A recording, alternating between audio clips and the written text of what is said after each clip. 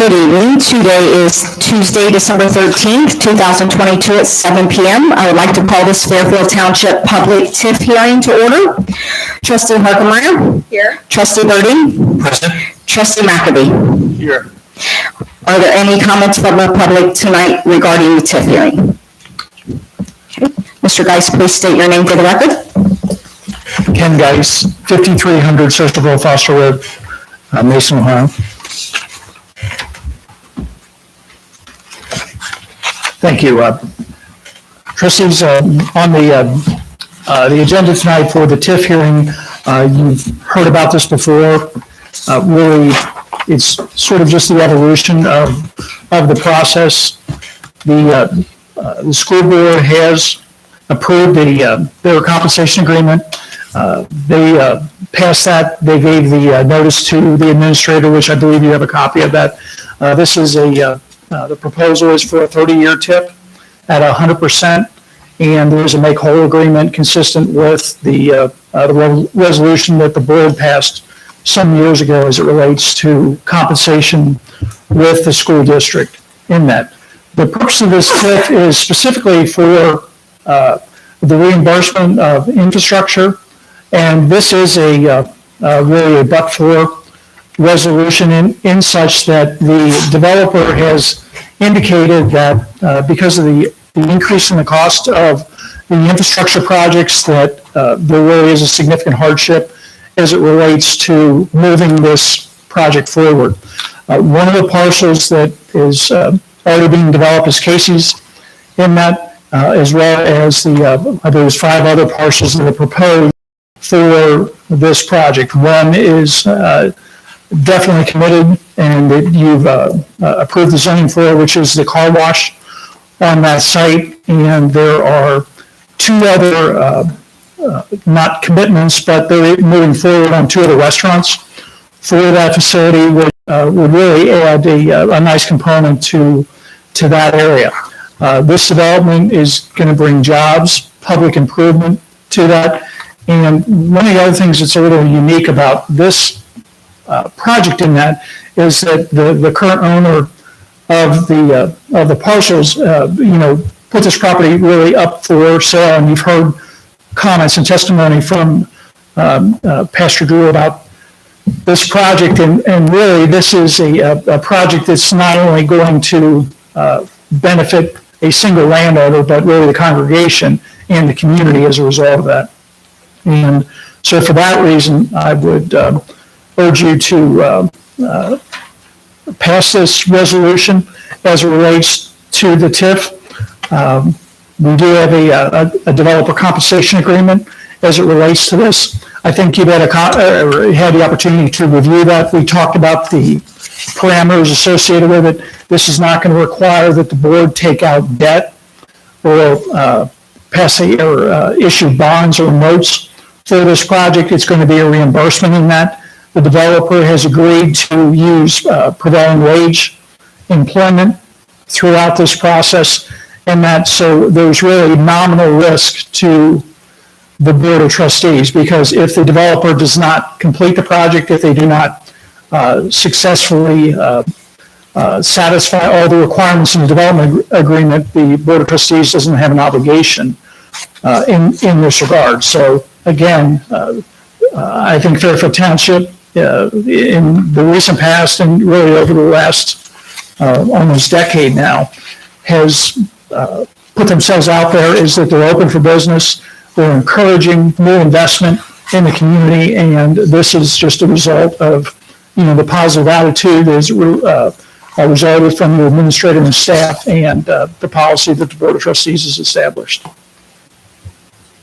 So I can answer any questions that you may have.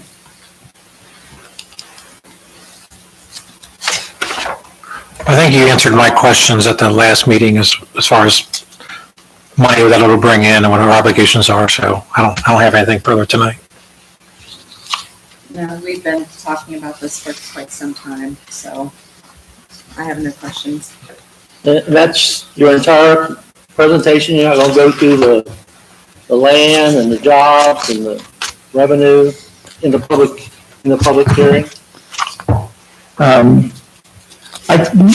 We can talk about the jobs and the investment. The total investment in this area is approximately $5 million. For that is what the developer is projecting for this project. We're talking about annual incomes of over $1 million for this. The commitment for the car wash is the only firm commitment at this particular time, but the anticipated jobs that are for the other developments in the other two restaurants that are projected for that will add up to a significant number of full-time equivalencies for that. So I don't know what else. Well, I'm looking for all the data as far as the taxes that it's going to yield, the cost to us, what we're going to be met with. The revenues that the township is going to collect on this, I think that I provided that to you before, is I believe is estimated around $35,000 annually on that, and 75% of that will go to the developer as it relates to that for the 30-year period until they satisfy the $500,000 commitment on that. Till we satisfy it. That's correct. And how big a commitment is it? It's a $500,000 commitment. $500,000, and when it's totally built out, we think it's going to generate $37,000. Is that minus $35,000? That is the net revenue after the schools are made whole on that for the township on that. So after the schools are made whole, which is great, there's $35,000. We're going to give them 75% of that, That's correct. and that's going to leave us with about $10,000 a year. Right. And we're going to pay $500,000 of private improvements. These are the public improvements that are going to, include the street that's going to go into the project. That's going to be a public street, That's to be determined. It's probably going to be a private street. probably going to be a private street, so that's private. Go ahead. Yeah, there's a public infrastructure into that. The road's going to be built to a county specification on that. There's going to be the extension of all utilities into that development. Either one of those going to benefit anybody, any other residents in the area? I mean, they all have sewer, they all have, It will benefit the entire development that is related to this project. entire 10 acres Right. or 8.5 or whatever's left after Casey's. Yeah, Casey's will also benefit as a result of this, the infrastructure that goes into that by increased trip trails inside of that, and then the enhancement of that roadway. It goes back to the As far development. as tax value goes, Casey's already, that value's already set, whatever the dollars are. And are we including Casey's in the TIF? Yes. So we're going to take the revenue off of Casey's and spend it in the rest of the area, but the JED's not going to include Casey's. The JED is not going to include cases, and I didn't think we were here tonight to talk about the JED Well, I specifically. think that's how we, right now, how many years does it take us to get back? We have 10,000 a year. So we have to have some alternative, in my mind, to justify spending $500,000 of the township's money. I mean, I appreciate your comments on that, but as I said at the beginning of the presentation, this is a but-for resolution. But for this, the township's not going to generate any revenue. The properties, it's tax exempt. Taxes off of Casey's, right? The cases will continue to generate revenue, that's right. And But we're saying is that we're going to take that, whatever we get off Casey's, and we're going to subsidize the rest of the development, whether it comes or not. It's going to be included, it's going to be included in that, and the only obligation to the township is after the infrastructure is completed in that, and that all of that is built. And assuming that, this goes as planned, I think it will be a nice complement to that particular area. Even if it doesn't occur, let's just what if this, and maybe that's where you're going with that. If you what if this and you say that, okay, the developer is going to put this infrastructure in there, what you're going to have is you're going to have developed lots that are ready for sale for some other project. And at some point, Fairfield Township continues to be a very desirable area for development. And with this property and this infrastructure in there, it will certainly enhance that and make it a much quicker sale for the developer, and I think benefit the property owner as well. And I'm not saying the but or what if but thing. I'm just saying for us, the revenue for us is 10,000. We're spending $500,000. So, and again, Casey's the only jobs we're looking at right now, and yet they're not going to be in the JED. So the rest of it, and I understand, we're not going to pay anything back until when? Until jobs come, until there is development? Or are you asking us to pay for that infrastructure up front, regardless of whether lot 1 and 2, 3 develop? The infrastructure is not going to be paid for until the property, until the infrastructure is in place and the revenue starts generating in that project. So the township is not going to lose any revenue that they already have. This is revenue that is anticipated in the future that the township doesn't have at this particular time. So I think it's, we can talk about whether or not the township is subsidizing this or not, but which they're contributing to this infrastructure, but they're not receiving any infrastructure now. And if the development doesn't occur and the land remains as it is, it remains as tax exempt property that's generating zero for the township. But again, you're suggesting that we take the revenue that's going to come off of Casey and give that up, because we're going to have to start paying that the cost of the infrastructure, if we do have some money coming in this case in 2024, it is 75% of the net. That would be part of it, yes, that's correct. If the rest of it may not have developed, may not have been sold or anything like that. So I would suggest it would be fair for all the taxpayers, and it's not the township, it's the taxpayers that are subsidizing this program. You know that.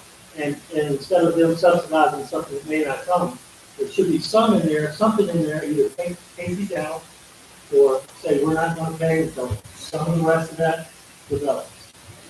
Well, again, I don't truly understand it, but it's not going to start generating revenue until the properties reach a certain threshold. This is going to be a rolling TIF that is established in that, and there's going to be strike points on that. So as the properties develop, then the values are going to be created in that, which is going to generate the new revenue. With Casey's in that, it's just going to reach that plateau sooner than later in that project. So you think we don't have to pay off the cases until something else happens? I didn't say that.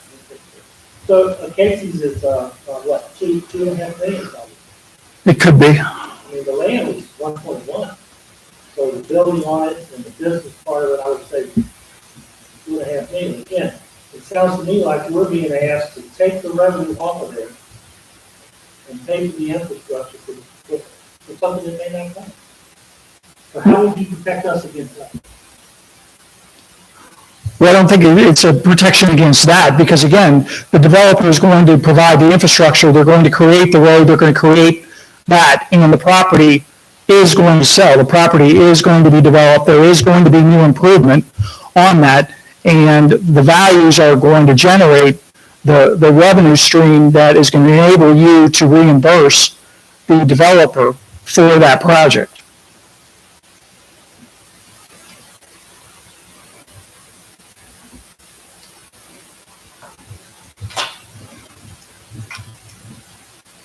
So when's the car wash coming?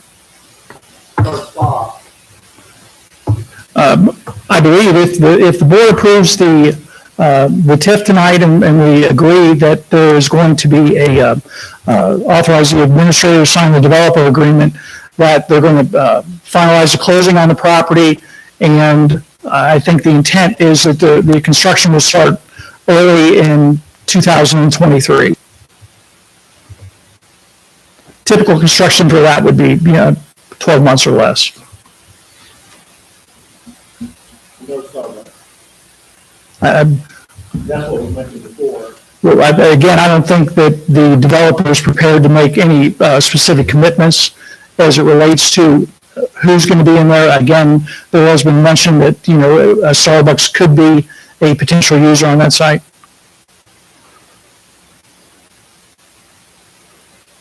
What's the total amount of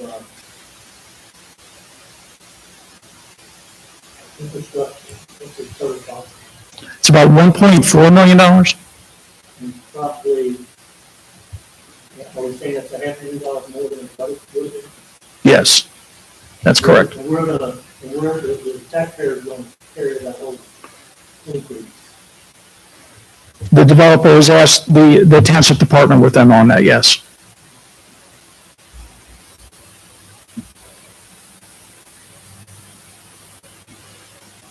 I do have,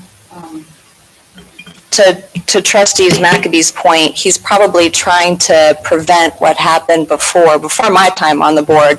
But we did have that TIF in the township. I believe we financed the debt for that for 30 years, but the term of the TIF was only for 20 years. So the township, I believe we had to pull from other TIFs to pay that. So maybe that's what we're trying to keep from happening this time. Again, that was before my time. I didn't really have any say on that, but maybe he's just trying to make sure that that something like that doesn't happen again. Yeah, and to your point, that can't happen here because the township's not going to take debt on that. And if the revenues are such that it doesn't generate enough revenue to pay off the entire amount, then that's it. The township has no further obligation to that. we could be paying on in 30 years. You could be paying.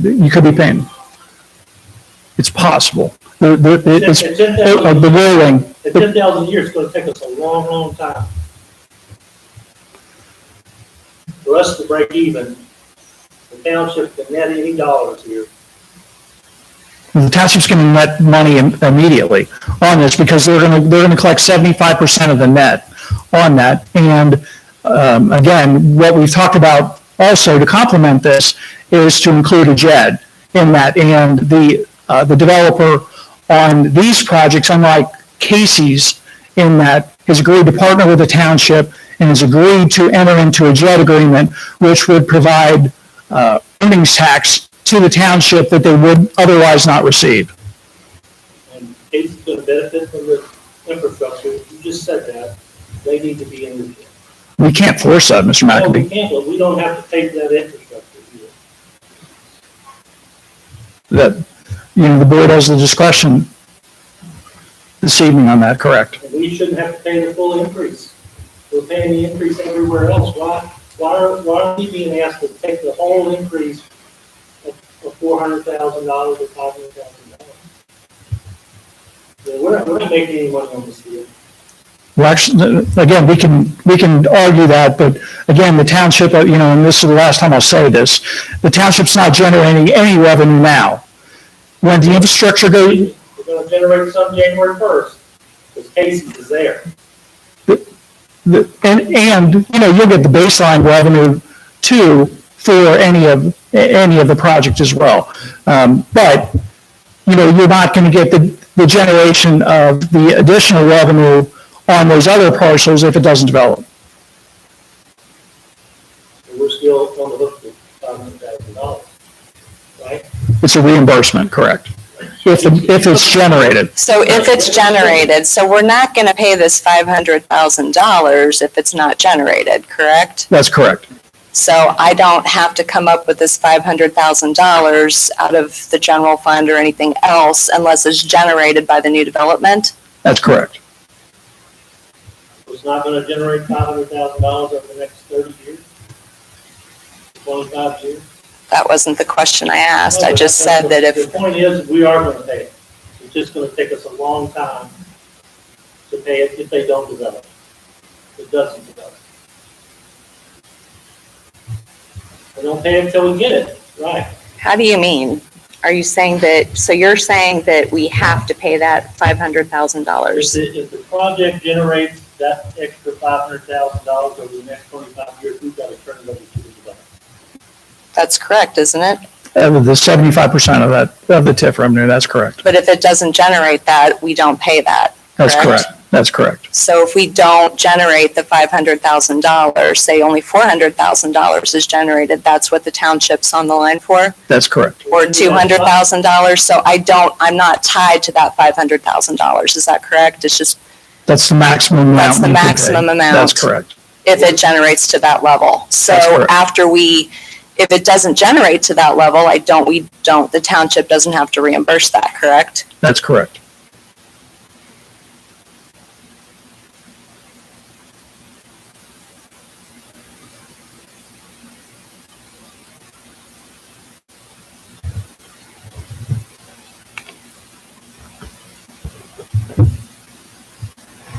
Any other questions? Thank you. Thank you, Mr. Geis. Are there additional comments from the public? Pastor, please state your name and address for the record. Pastor Drew Wilkerson, 5830 Oak Ridge Drive, Fairfield Township. Mr. McAbee's brought up several points. I'm not sure I'll sway you, but I at least want to go on the record for some clarity on things that have happened over the last 5-6 years since we began this BPUD process. We came for straight business zoning, which we did not get. And that was in order to have a partnership together. One of the first things that this did a year and a half ago, when you ask about benefit to taxpayers, there was a lot of issues created by the developer of the housing after the church was built with water issues. We put in a detention basin that took care of all the water problems in this BPUD. We did not want to have a public roadway by specs and then still have to keep it. We didn't get any benefit out of that as a developer of the property. And so we acquiesced to that as well. And so now, due to costs, finding a developer, all of the monies that the Bridgewater Church has spent to develop the property, which was tax exempt. So now you're going to be able to have several businesses, and as a taxpayer at 5830 Oak Ridge Drive, who pays a lot of tax on my home, and you represent me, I'll speak into that as a taxpayer. I think it's amazing that we're going to have Casey's. You ask me a question almost every time I've stood at this podium, Mr. McAbee, about when is Casey's coming? When is Casey's coming? And they're here. The building's up. A lot of generated excitement everywhere I go. Hey, are you a part of this? Yes, I am. There's going to be some competition. It's going to be easier to get in and out. And when you talk about revenue, we're not just talking about the revenue that the township is going to generate from the having the tax base, which you're going to have now. Now we're talking about all the people that come and stop and business and pay taxes and all the other revenue that's generated, that the trustees are responsible to continue to help Fairfield Township be viable. So as a resident, but also as a pastor of Bridgewater Church, you're going to benefit my life, because I've spent a lot of time on this in order to do everything we've been asked to do every time.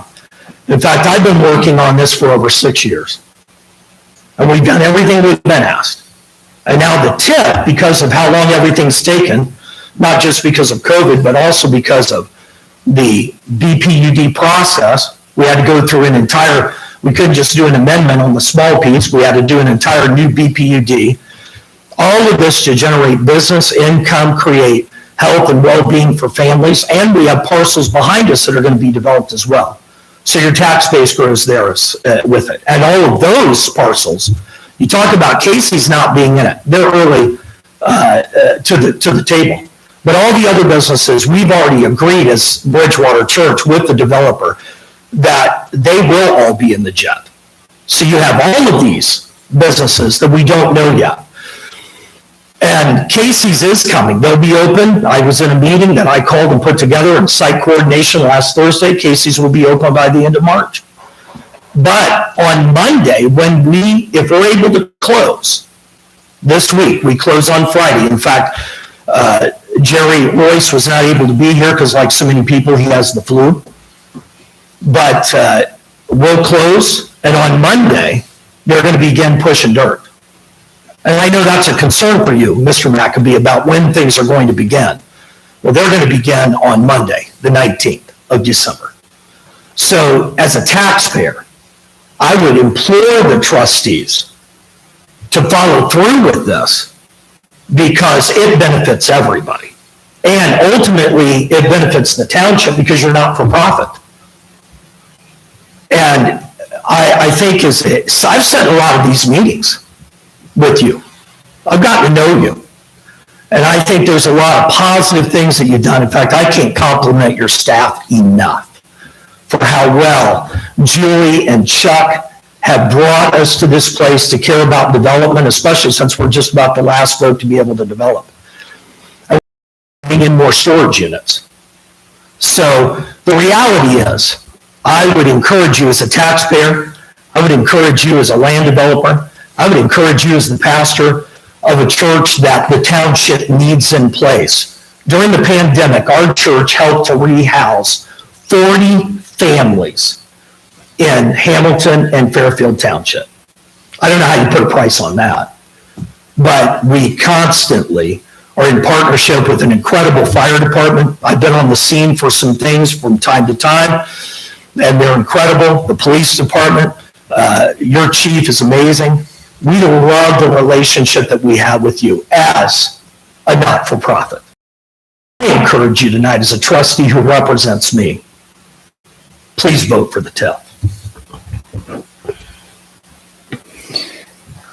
Are there any other comments from the public? Okay.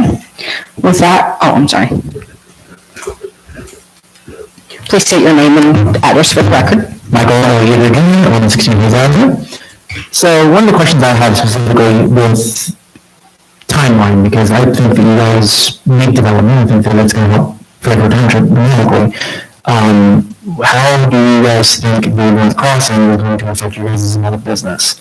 Will it benefit you guys being north or south of your property for the Northern Crossing? Because right now, with the fact that Northern Crossing, some of the plans, it's going to put it going off of Hampshire and through the fair, it's going to put it south of you guys, which means that you guys are going to see a lot of through traffic, but that's going to give you guys an easier access. So right now, that's my question for you guys, is what's all the Northern Crossing project for Hamilton would benefit you guys the most going, they're saying about 10 years in the future, maybe, about 8.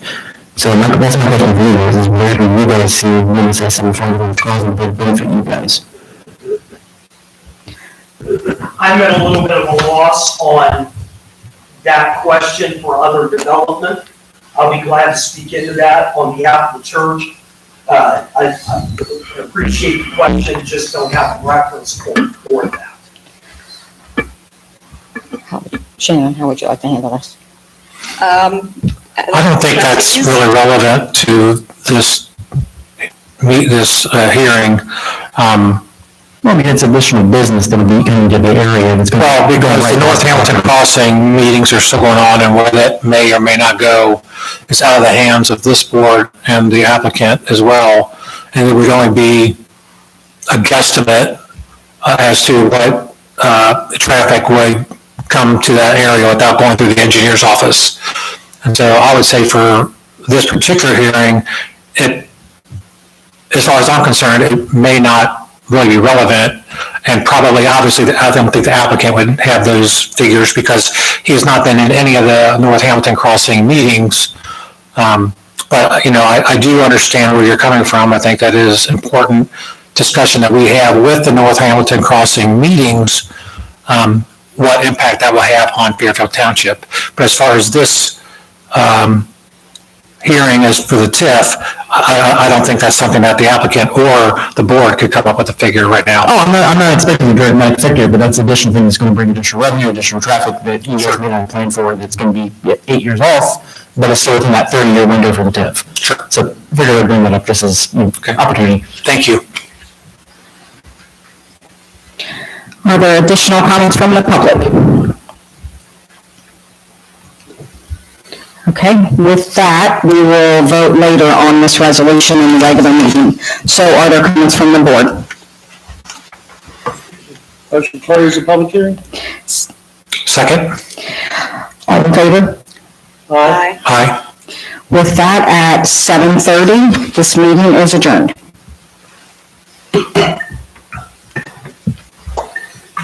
Ready?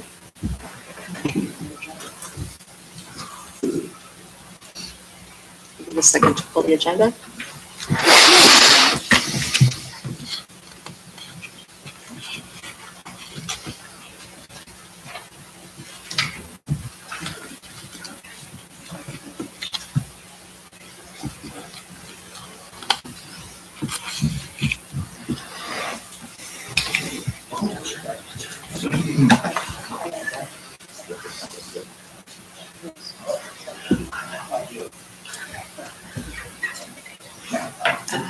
In a second.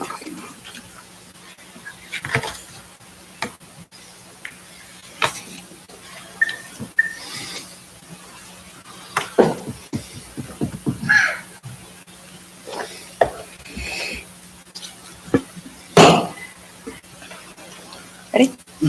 Good evening, everyone. It is Tuesday, December 13th, 2022 at 7:31 p.m. I move to call this Fairfield Township Board of Trustees meeting to order. Mrs. Schultz, will you call the roll? Trustee Harkemaier. Here. Trustee Birdie. Present. Trustee McAbey. Here. I'd like to invite Pastor Drew to lead us in the invocation, and please remain standing afterwards for the Pledge of Allegiance.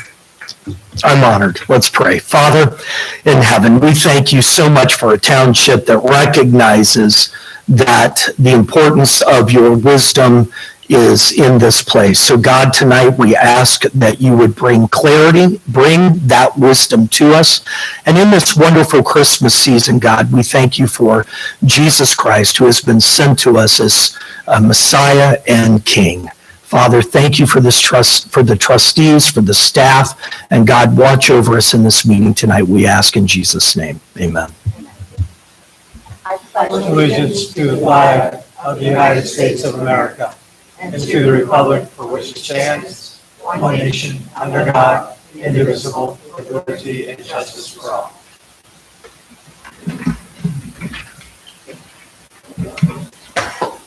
Okay. We have gotten quite a bit accomplished over the last 8 to 10 years here in Fairfield Township. I'm very proud of our staff, our department heads, all of our individual departments, Citizens Police Academy, everyone, Fire Corps, who has all helped to make Fairfield Township a wonderful place. And to that end, I think it's time that we start to look at where we want to go in the future. So what I'd like to do is I'd like to bring together our department heads and maybe some folks from their staffs as well to do some strategic planning. I've got a little bit of experience at this, and I'd like to lead our departments through this. What we'll do is I'd like to get those groups together, come up with some ideas for where our department heads think that's going, and then I'd like to get the input from the board. Once they take a look at that, to see if we're on the same page, to see if that makes sense, and to see if that's the direction that we want to go. So I just think it's a good time to do that. The other thing too is OKI is in their planning phases too, so their plan's going to be releasing here, so we can kind of take a look at that. Some of that might tie into our comprehensive plan a little bit, so that's something we're going to want to look at. But I think it's a smart move right now to take a look at where we are and to give some thought to where we want to be in the next 5 to 10 years and to start some discussions about that. So I think what I'm hearing is that you'd like to have individual conversations with the department heads? I'm going to do a group activity. So Okay. we're going to have, I'd like to, the chiefs, zoning, administration, fiscal office, I'd like to get all those groups together. And I'm going to go through some strategic planning exercises. They're actually going to be similar to the ones that I used when I facilitated the OKI planning process. And I'll kind of work them through those exercises. We'll come up with maybe 5 to 7 ideas for some things that we'd like to do. But of course, that's not written in stone because I think I want to bring those to the board. And in fact, in advance of that session, I would welcome any input or feedback or anything to incorporate into that as well. But ultimately, we'll come up with a deliverable from staff that will then be presented to the trustees, and then we'll talk about it. We'll see if that's what we want to do. We'll see if we're on the same page. We can add to it, take away from it, and have a conversation about where we see Fairfield Township. Okay. I think this is the first we're discussing this. I think it would be maybe beneficial to have work sessions with all the trustees present to hear all the ideas, as opposed to just having, because if we have more than one trustee at these hearings or these conferences or whatever, obviously it has to be notified and it's going to be a public hearing and what have you. I think what we should do is maybe set up just one trustee's idea, but set up some work sessions with the various groups, and we could do a couple groups at a time to strategize together, and then discuss it in board meetings as well. That's just the first idea that popped into my head, so I wasn't sure exactly what strategic planning discussion was going to be about tonight, but I'm kind of leery about having just one trustee lead all the strategic planning with the department heads. Well, I'm not, for this particular activity, I don't see myself putting my objectives in there. I want to get their objectives. I want to Okay. get their ideas from it. I'm going to act more as a facilitator Okay. than as a trustee in this particular. Well, I'm not in favor of you acting as a facilitator, but I'm also in I'm favor. not, what I'm not going to be doing in this is saying, I think we should do this, I think we should do this. That's going to be out of the scope of what I'm planning to do. Okay. But what I want to do is get the ideas from staff and say, this is what we're thinking, this is what the direction we see the different departments and what we're Okay. looking at. Then I like the idea, we could have a work session then and see what that is and put it together, have some discussions around that. Well, first of all, I think this is a great idea to have a strategic plan. I think without one, kind of just, you're floating in the breeze. So I'm all for that, but I would like to, I'd like to see what that process is going to look like before agreeing to one trustee facilitate without the other two trustees seeing what those meetings are like, or, Oh, I can tell you about it, I'm happy to. okay. What I'm going to be doing, it's a thing called an affinity diagram. Okay, Mary, It's, I apologize, I didn't mean no. for like, Oh, no, right no, now, no. you have to say exactly everything you're gonna do. Well, no, I want to tell you because that Okay. way you'll know, and I'd actually like to do this January, February timeframe. Okay. This is one of the 7 management planning tools, which is one of those Hoshin Conried strategic tools. And it's one of my personal favorites because it is a fantastic way to get a lot of ideas on the table. From a lot of different people to kind of get those thoughts out there. It's sort of like a structured brainstorming. So it isn't necessarily where, and again, I don't plan on putting myself into this. I don't plan on saying you should do this. I'm going to kind of be a facilitator, but I'm not going to put my ideas in there Okay. because that's not my intent. My intent is to understand police, fire, and also bigger picture. Where do we see Fairfield Township going?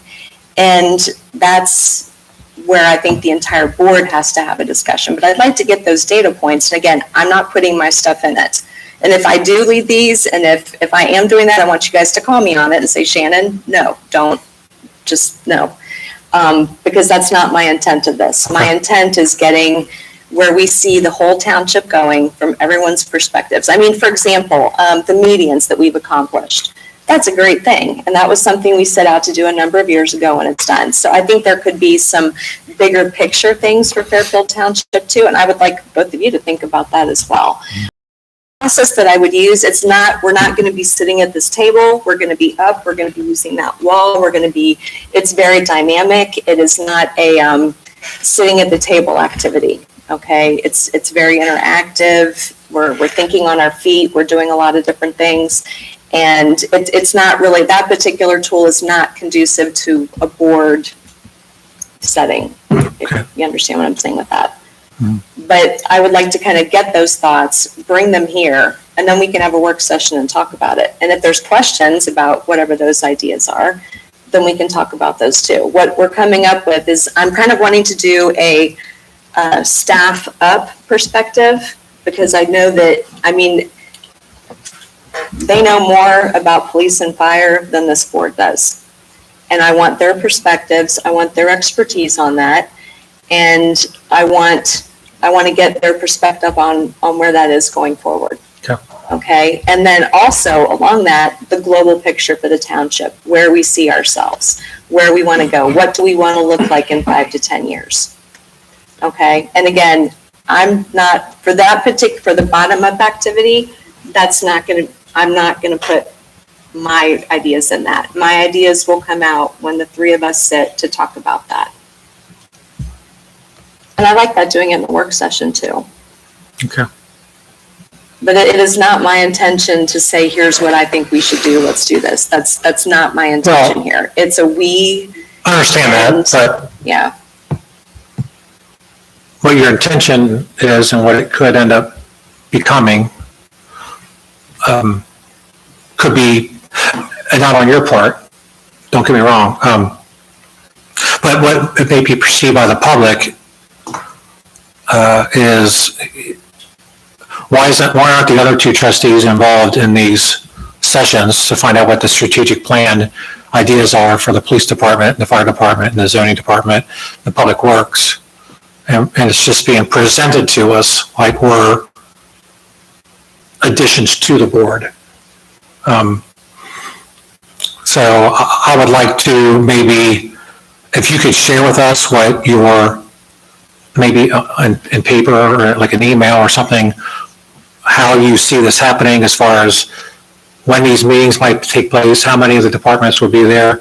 Will assistant department heads be there as well? Like, will it be the chief, police chief, assistant police chief, the investigator, like several of the captains or whatever, and the same with the fire department? Who's going to be invited? What it's going to look like? When it's going to happen? I just don't like to be surprised. Yeah, I can answer those questions now. Okay. The meeting itself will last no more than 2 hours. I would like to have the chiefs there, Chuck, Julie, Shelley. And then if you wanted to bring one of your like captains or lieutenants along too, that would be fine. It'll be one meeting, one session for about 2 hours. And we'll come up with the deliverables, which can then be shared with the board. And then we can talk about them and see what. And give an idea about the structure of how you want these think tanks to look like. Yeah, what we're gonna do, it's an affinity diagram. So basically what we're gonna do is we'll ask the question, which will be, where do we see Fairfield Township in 5 to 10 years? Mm-hmm. And then there will be a brainstorming. I like typically the way that the traditional way to do this is with Post-its and Sharpies, and people are asked to silently write down as many ideas as they can within, say, a 15-minute period. Then we go and we'll paste them up on the wall. Okay, and those are all of the ideas from all of the different people and a lot of the people, we've got residents that are in that group. We have people that have worked for the township a long time. And it's their opportunity to put those ideas out there as far as what they think the township should look like. Then we do a thing called a silent sort, and that's where we're going to group the different items into different categories. And we will see what everybody's ideas are. Okay. Absolutely. Yeah. What you're going to get is and then we'll sort those into header cards, and then we'll label those, and it'll be like, okay, this, X, Y, Z, and you'll get everything. Okay. Okay. And it'll be a Word document probably with the listings on that. And then you can digest it and see what you think about it. And then we can have some conversations about it. Okay. You have questions, Trustee McAbee? Well, I'll just watch and learn how it develops, so that's fine. Okay. I will not even write a single Post-it. Nothing. Well, Wait it's till just, we have our discussion. it's just, again, it's what looks like on the surface. No matter which one of us would be involved in that strategic plan, it's a strategic planning meeting. And 1/3 of the board is represented at that meeting. And so, and I understand that the board's not giving input in that meeting, but I think the board should hear what everybody's input is and see, 75% of communication is nonverbal. And so the police chief comes up with an idea, or someone in the department comes up with an idea, and the nonverbal reaction he gets to that idea takes that idea off the table. The other two trustees don't see what that reaction was.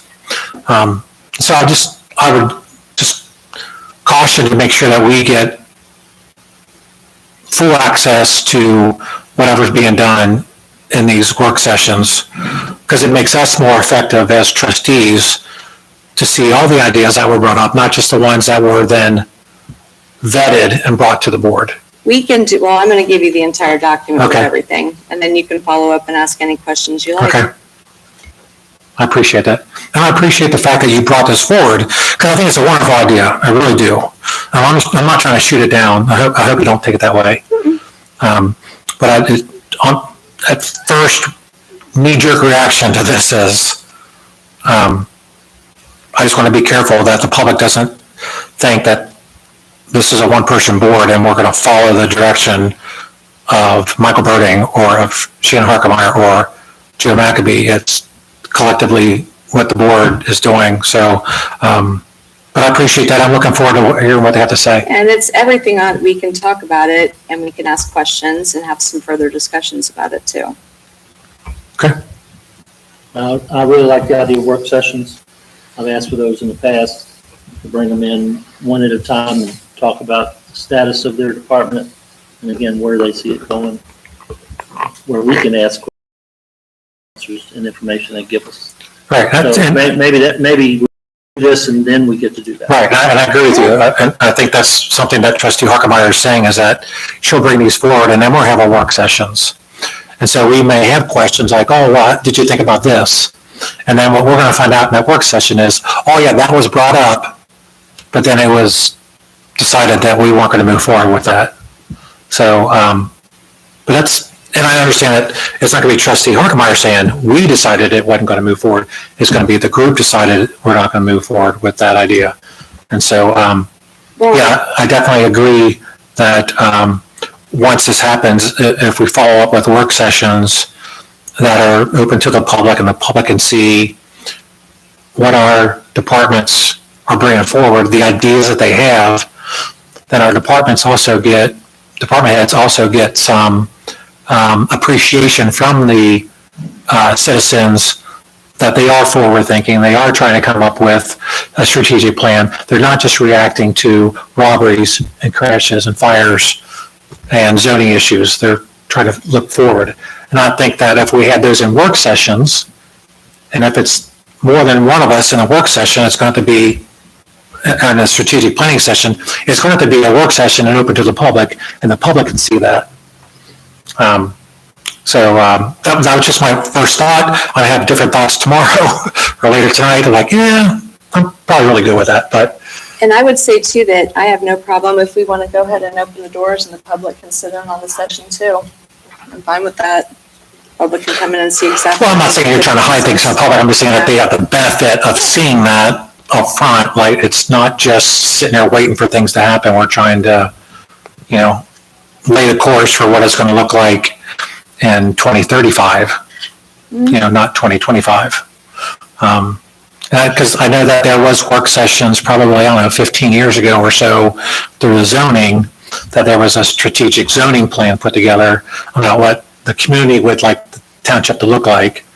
And when we approve zoning, we try to look back at that strategic plan to make sure that we're staying that course. Is that the comprehensive plan? The comprehensive plan, yes. Well, and that, once we get the OKI document in the spring, once that's finalized, we're going to want to take a look at our comprehensive plan and juxtapose those two together and see what works for us. The good thing about that OKI planning document is that they're not telling us what we have to do. They're saying, here's some ideas, and how does this work for your community? So that's something I really like about OKI, is that they're not forcing us to do anything, but they're saying, these are ideas. How does this work with you? So I would say we're going to be ahead of the game, because they are going to be asking different communities to take a look at their comprehensive plans. So for us to kind of start to think along those lines, and that's probably a next step after we go through this strategic planning to kind of think about that. And one thing I would also ask is for the departments to also look at not just what they would like the plan to look like going forward, but what obstacles are in their way. Are there financial obstacles? Are there legislative obstacles that are in your way of getting where you want to go? And so that maybe as elected officials, the connections that we've developed in the State House, maybe some of those could be moved out of the way, possibly. Exactly, because, and that's kind of one of the intents behind this, is if we can understand where we want to go. A lot of the things we can handle locally between this board, but there might be things that stop us at the state level or stop us at the national level. But if we have a plan in place and we know where we want to get to, that's kind of what's behind this. Okay. Is that way we know where we want to be, we know what the barriers are, and we know what we want to do to get there. But the first thing is figuring out, what do we want to do? And Okay. then do we all agree, the board, do we agree that's where we want to go? And then what barriers, what action plans do we need to put in place for the things that we all agree that we should do? And then how do we make those happen? So I would say that, I know coming up, we're going to set the organizational meeting date. I think at the organizational meeting, we should set up the dates for the work sessions so that, like, once you have these strategic meetings, let's say the work sessions start in March or April, whatever, we should set those up so that we can get those on our calendars so that we can make sure that we're there for the work sessions that are the follow-up to the strategic planning meetings. I would recommend that we do those work sessions like before the trustee meeting or something like that. I know that's what they used to do. They would have like the work session at like 6 and then the meeting at 7 or 6:37. Well, I think we should discuss that at the organizational meeting because I know it's a little bit of a hardship for Trustee McAbee to get up here at 6 o'clock Right. coming from the west side of Cincinnati, because I just tried to get up here from the west side of Cincinnati today and I thought, oh my gosh. Right. At 4 o'clock, it took me almost an hour to get to Fairfield Township. And so we need to look at what dates those are and if we have to move them to, we went from 2 meetings a month to 1.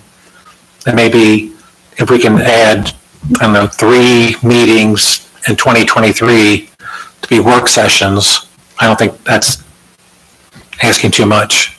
But we could maybe have those on the 4th Tuesday of the month, or maybe make it a Thursday night so that we have a different night than a Tuesday. I think that's something that we should look at for our organizational meeting, to look at our calendars and see when we could add those meetings. But I would ask that maybe you decide how many of those should be, because you're going to be in these. Are you planning on having the strategic planning meetings before our organizational meeting or no? No. But you'll have a basic structure that you're going to know, I'm going to meet with this many department heads at this time, and the other Right ones. now I'm doing one session, but I could see where we might break out into like one's for zoning, one for police, one for fire, depending. But the sessions themselves it's not going to be it's like 2 hours. Okay. Or you could add it as a line item to our regular meetings and say, here's what was making a strategic planning section of our agenda. And we just talk about what was discussed. I guess we don't have to have a separate work session as long as we can include it. And if you see that as it only being a, 15 to 30 minute discussion, I don't necessarily think it has to be on a separate night. Well, at some point though, I want the board to have a discussion about it, and that might be more than a 15 to 20 minute. So that might be something. And we can discuss it as we go as well. Like, okay, I got a meeting with zoning. Let's discuss that one in this meeting. And then move forward. And at the very end, we can come up with a strategic plan. Okay. Thank you. I just had a lot of questions surrounding that. And again, I want to reiterate, thank you for bringing this forward, because I think it is important that we do have a strategic plan. And if schedule allowed us, we could do it all in one day, once the first 2 hour session. Mhm. We could take a Tuesday or a Wednesday and just, Knock it all out. meet with everybody during the business day. And Yeah. just a thought. Okay. We could do Saturday, but then they'd have to come in on Saturday, so during the week. Well, they're salaried. Pick a Saturday, pick a Tuesday. It's all good. That's all I had.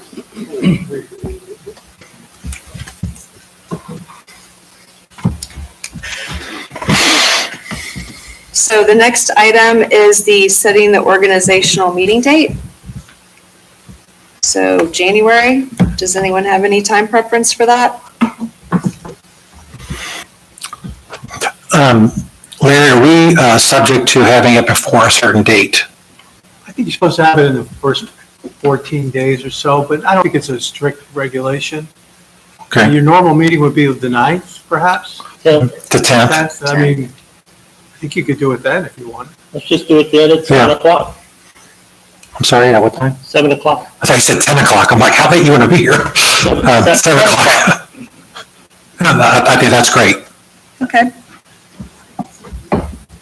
And then we would have our regular meeting afterwards Okay. on January 10th. Okay. Sounds like the plan. Next item, set the JED public hearing date for the church property on Princeton Road. Larry, do we have any constraints on that one? Well, we need to have the JED document completed, and then we have to have it in the fiscal office for 30 days before the hearing. So we can't do it on the 10th. Okay. So if you wanted to have a meeting 2 weeks later in January, or we could do it at the first meeting in February, would be before that meeting.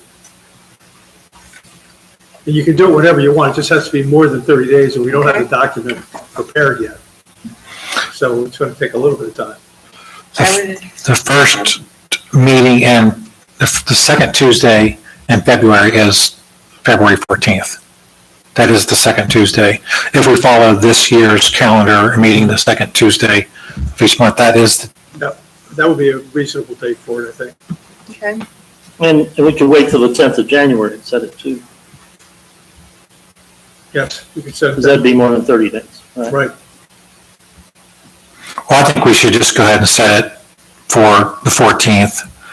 That way we don't overlook it on the 10th and then we're behind the eight ball if we forget to vote on the 14th, I'm sorry, on January 10th. So I would recommend we just make it for Tuesday, February 14th at 7 p.m. Okay. Is that a motion? Oh, do we need to have a motion to set a I date? make a motion to set that hearing. Okay, I move to set the JED public hearing date for the church property on Princeton Road to Tuesday, February 14th, 2023 at 7 p.m. Second. And that sort of takes us into staying on Tuesdays for next year, is that what we're thinking? I mean, we don't have to set it until the first meeting in January, but Well, we did talk about that with Mrs. Schultz a month or so ago because of her scheduling constraints. And I think Tuesday was working pretty well for everyone, wasn't it? the problem last year was you didn't know until January, right? Right. So if we do 2 meetings, that's fine. I took all Tuesdays off, so as long as we stick with Tuesdays, I'll be good. Okay. So trustee Harkemaier, Yes? trustee Birdie, Yes. trustee McAbey, Yes?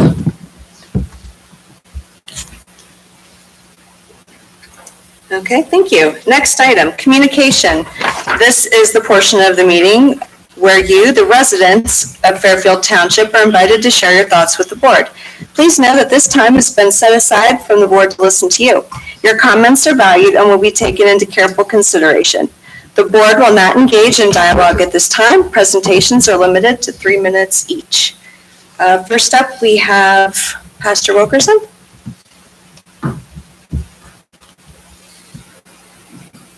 I just signed in Okay, to make sure that you had my information, but no, I Okay. don't have okay. any comments. Okay, great, thank you. Next up, we have Michael Yater. Please state your name and address for the record. Michael Alexander Jr., 116 Avenue. It's been a while. So here's the interesting thing. I've stood here at this meeting and talked about situations going on. I've watched the police chief ask for ammunition and funding, which was used to shoot an autistic person because his police escalated this incident. I also was sitting here when 4 officers were inducted and were hired by this trustees organization in which they said they would have it back in all time.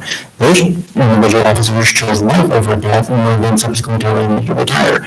I sat here when your guys' legal advisor said that I lied and maybe then offered an opportunity to actually sit and meet, then provided the following emails from you saying that I was actually told that I had time to meet with the officer, the legal director, and yourself. These are the occasions. Those emails were provided to you, and then I was told that I was a liar. I sat here and talked to the police chief, in which he said that all CPA communication violations must be prosecuted by the county due to reasonable. But then the truth on the other foot remains so different, so it's not a necessity. That's part of the problem, is there a more directional application of the law in this township. Every single one of you can admit, yeah, we really want people in jail. We don't want a petition to remove your conviction. But instead, you guys have doubled down. Recently, we had officers that were willing to lie to the public. including a situation in which an officer will move the location of an individual and lie about it to me as a result, which they led me to having to go to the state highway patrol because they need to maintain the anonymity of an individual when they're location. So I find it very interesting to have a police chief that is willing to put up with sergeants in his department, that are running to residents and other people, then the emergency and the well-being of an individual is in question. That is the police chief who was hired and consistently defended, because that level of incident where he has officers that know the location of an individual that is under the incident and has identified themselves as needing immediate assistance, they lied to the father of that individual, because they were trying to maintain the anonymity of somebody else. So is it for the greater good, which is my father's put in jail and was lied to, or is it the fact that the law is the law is the law, and it is actually required that he have died? That is the problem. You guys insist on getting a watchdog and away from every form of accountability in the situation when I was told that I can meet with you guys, even the police chief and the police and the law director and the administrator. I provided you an email showing you that I was told that I can meet with you guys. You're now a year later and I still haven't met with you guys. Instead, the legal director said, no, don't do it because they opened you guys up to liability. Liability is part of being a leader. So when you guys accept responsibility for the actions of your guys' employees, instead of firing them or telling them to resign when they chose life over death.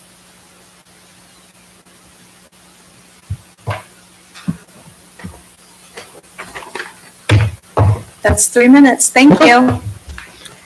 Next, we have Fred Deere. If you'd like to approach and state your name and address for the record, please.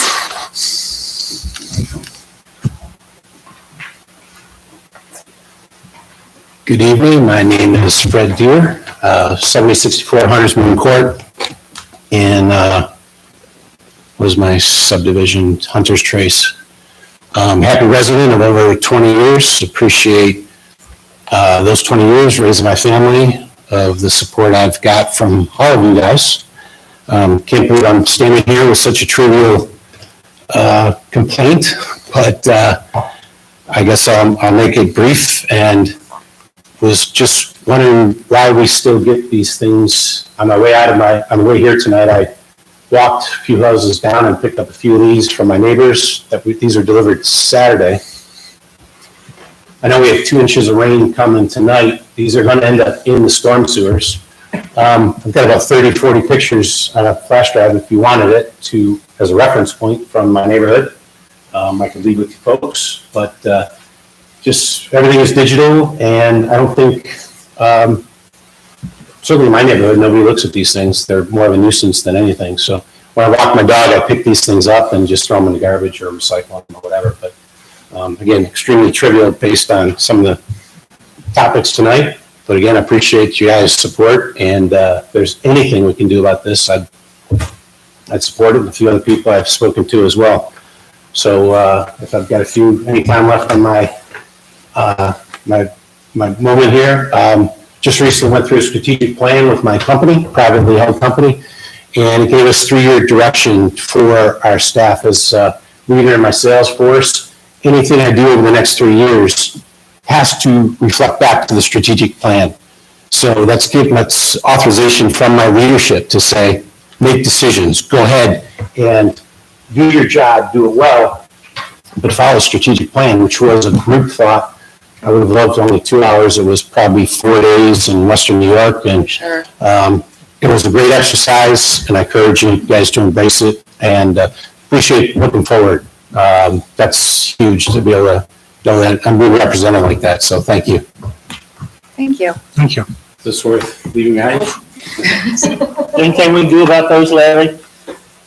I don't believe so. Come on. Larry? I guess the chief could follow them around and pick them up, but I'm not asking that. I'll handle my subdivision. I don't believe we have the ability to stop that. I can research that, but I'm pretty sure you can't. I'll research it. Thank you. Thank you. We get it. Okay, thank you.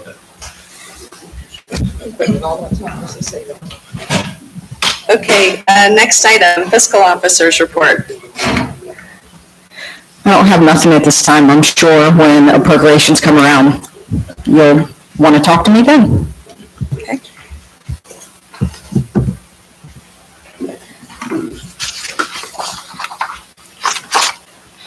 Okay, well, I move to suspend the reading of the minutes for the following meeting, November 8th, 2022. Second, any discussion? Trustee Harkemaier? Yes? Trustee Burden? Yes. Trustee McAdie? Yes. I move to approve the minutes as submitted, the second submission that we had, my email.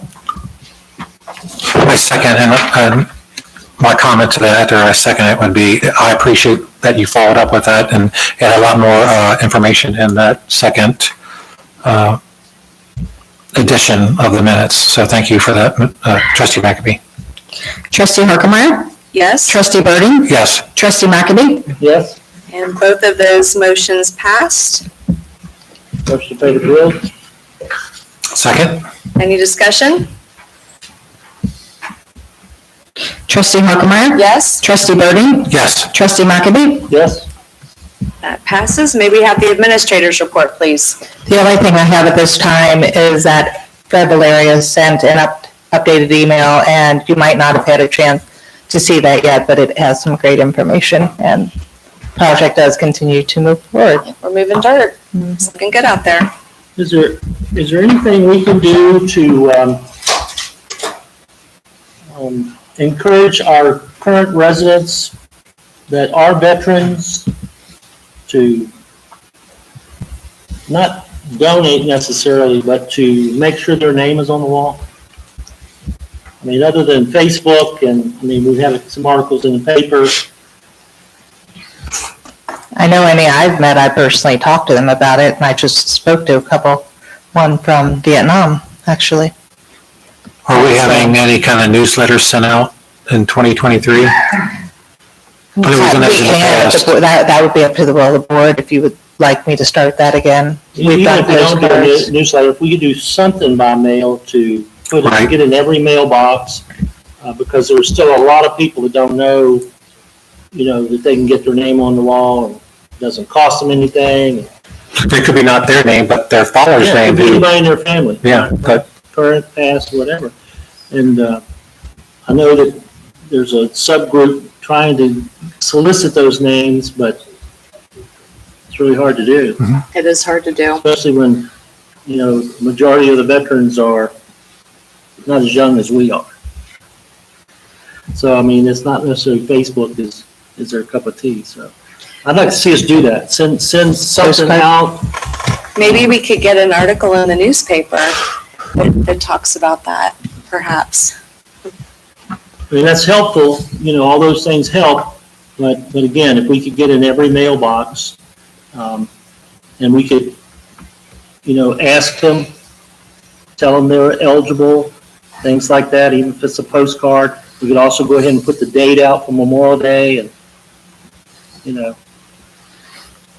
for the event. right.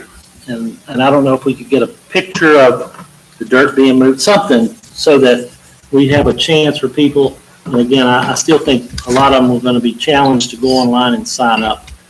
But at least if we had a phone number for them to call or something from the committee, I think it would be, Even some sort of application that we send out, to, We could keep it at the front office. People could come in and fill that out. We do have an application, and they are filled out manually, and then Chuck and Diane are taking care of relaying all that information to the people that make the plaques. But if the will of the board is a postcard, we can certainly do all the things that were just mentioned. and again, that's great if we have the time to do it in the front office, but at least if we could get them to reach out and make contact. Is there a verification process that we're going through to make sure that the veterans are actually veterans as we do the? There is, Is there? I'm not familiar Okay. with exactly what it is, but Okay, they have to provide information that okay, the veteran would have. okay. But again, some way to, there has to be more people out there than we've had to apply from. And we, even though we're all talking, there's still a lot of people. I wonder if we couldn't team up with the schools and like National Honor Society, things like that, where they have to do a certain amount of community service hours, and maybe have those students canvass our neighborhoods with flyers, and just stick flyers. Just don't call them on Just, right. Maybe with a roll of scotch tape and tape it to their front door or something so that they're going to see it. If there's a way to communicate, to work with them to get that information out, because a lot of times, if you get something in the mail, you might just throw it away on your way from the mailbox to the kitchen. However, if someone's coming up to you and handing you something, you might be more prone to react or act on it. And there's a lot of National Honor Society or other organizations, maybe the church youth groups in the area. We can maybe reach out to the pastors in our area to say, hey, your great youth group function would be to walk around our neighborhoods and canvass the different precincts. Do that. And try to find the veterans. We have a youth coalition, and they're looking for ideas. And then I'd be happy to hit Story Point and some of the other nursing homes, because that's going to have that population that served in the war. But I mean, I even have, I've collected from all my aunts and uncles from my grandpa. We're not residents here, but I want to honor my grandpa. So I'm even talking to people. If I hear you're a veteran, I'm talking about it. But I'm only one person, but all those things add up.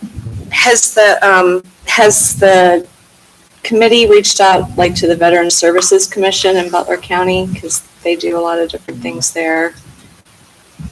Yeah. They have done that, yes. And all the other groups. Yes. And then if anybody listening online or watching online or sees this later, if you have ideas on how to get the information out, please reach out to the administrator, Julie Vonderhaar, with those ideas, because we want to try to reach every single veteran and honor them that have served while living in Fairfield Township. So if you have ideas, please reach out to Mrs. Vonderhaar and via email or a phone call to share those ideas. And that goes for past, present, and current, whatever. Correct. Because, Fairfield Township was a whole lot larger than it. Sure. It's not as. Before it was incorporated. Right. So all those people are eligible. Right. What's the plan going forward for people to be able to continue to put their names up there? Because there might be people down the road that haven't served yet, or that we discover 6 months from now or a year from now. So is there a plan to continuously update that? Well, that was part of the design, was where the names would be, they could be added to. So, and again, I don't know what the sequence would be. Whether we would need a minimum of number of something in order to do it or not, but yes. That was my understanding as well, that they could come. And if something was destroyed for some reason, you could have it replaced in those individual ones. And I think if I remember correctly, they even have a way to come and install that, as opposed to having to remove the stone and have it updated and bring it back. I think they're not going to do that. It's actually another bar that goes in there. Right. Yeah. And there's a limited number on each wall. You can also sponsor benches. So there's the center area around the flagpole. There's areas, they've been very creative in finding multiple areas at different costs. So from a small plaque all the way, like I said, to an entire wall. Right. And I think every branch is covered, it's sponsored except for the Korean right now. So, but to all of your points, we will take all of the information you've just given. We will absolutely implement that, come up with flyers, I will talk to the superintendent, I will talk to the principals, we can hit the, like I said, the story points, and we'll Bridgewater, engage churches. Pastor Drew's here listening, so we will absolutely make a more concerted effort and continue to talk as well. And share that with Fred and his group. I absolutely will. I don't see that being it's not like money we're spending on the monument, so we should be able to take care of the cost for that. If we do a mailer or those types of things. I mean, maybe a donation from Bridgewater would be the electronic sign. I don't know. But another point that I would make about communication, the Hamilton North Crossing meeting is January 23rd. And this might be something we could also put on that postcard to try, if we can get it out, before then. The city of Hamilton is putting it in the electric bills. They're putting the notice in about the public hearing meeting, or the public session, it's not a public hearing, for the 23rd at Fairwood Elementary School. I don't know whether we have that kind of access or not. But again, I think we ought to put the word out about that. I talked to the TID director and Alan Messer from Hamilton, and they've agreed to do our own meeting. North End had their meeting a week ago, Monday, and they had leaders from the North End meet with them and then discuss it. And they didn't really want any township people there, so they said we could have our own meeting. So and I told them I would bring it to the board and see if you want to have the meeting. If so, we can move forward with that, get a date, a location, and share as much information as we can. I would think we would want to try to do that prior to the January 23rd, but we wouldn't have to. We could do it afterwards. Sure. So what your thought is on that, as far as that would be for Fairfield Township residents? No, I agree. I think that's a great idea to try to hold a public Q&A with Right, exactly. the North Hamilton Crossing TID, the TID group, the whole board. It would be the Hamilton Crossing Committee. Okay, not the TID, just the committee. Right. Okay. Some of the people we already know. Sure. But they would be there to answer the questions that residents might have that we probably asked, but they would get to ask them themselves. Maybe we could hold it in the Bonham barn. We could. Not in January, maybe. No, not January. Heat. But if you want to have that, again, I think we need to move on that. And I again, think the residents need to know. I think the subdivision in Zellner's Place, they need to know, where it's at and what's happening. And January 23rd, now that starts I want to say 45-day public comment period. So if you go online, you can comment. But to me, that's not the same as walking in and being able to ask questions and voice your concerns. So again, if we want to try to do a meeting, I'll get a date from them. Are we in agreement we would do this? I think so. Okay. And so we'll get a date from them, and then we'll work on it, and I'll get it to Ms. Vondahar. Again, I don't know if that goes on the same flyer or the same postcard about the veterans, but I think we ought to find a way to put that information out. And that affects all of us. Sure. Even though it's not going through our property directly, it's going to affect the whole community. So I'll work on that. Okay, great. Thank you. Anything further? No, thank you. May we have the first resolution, please?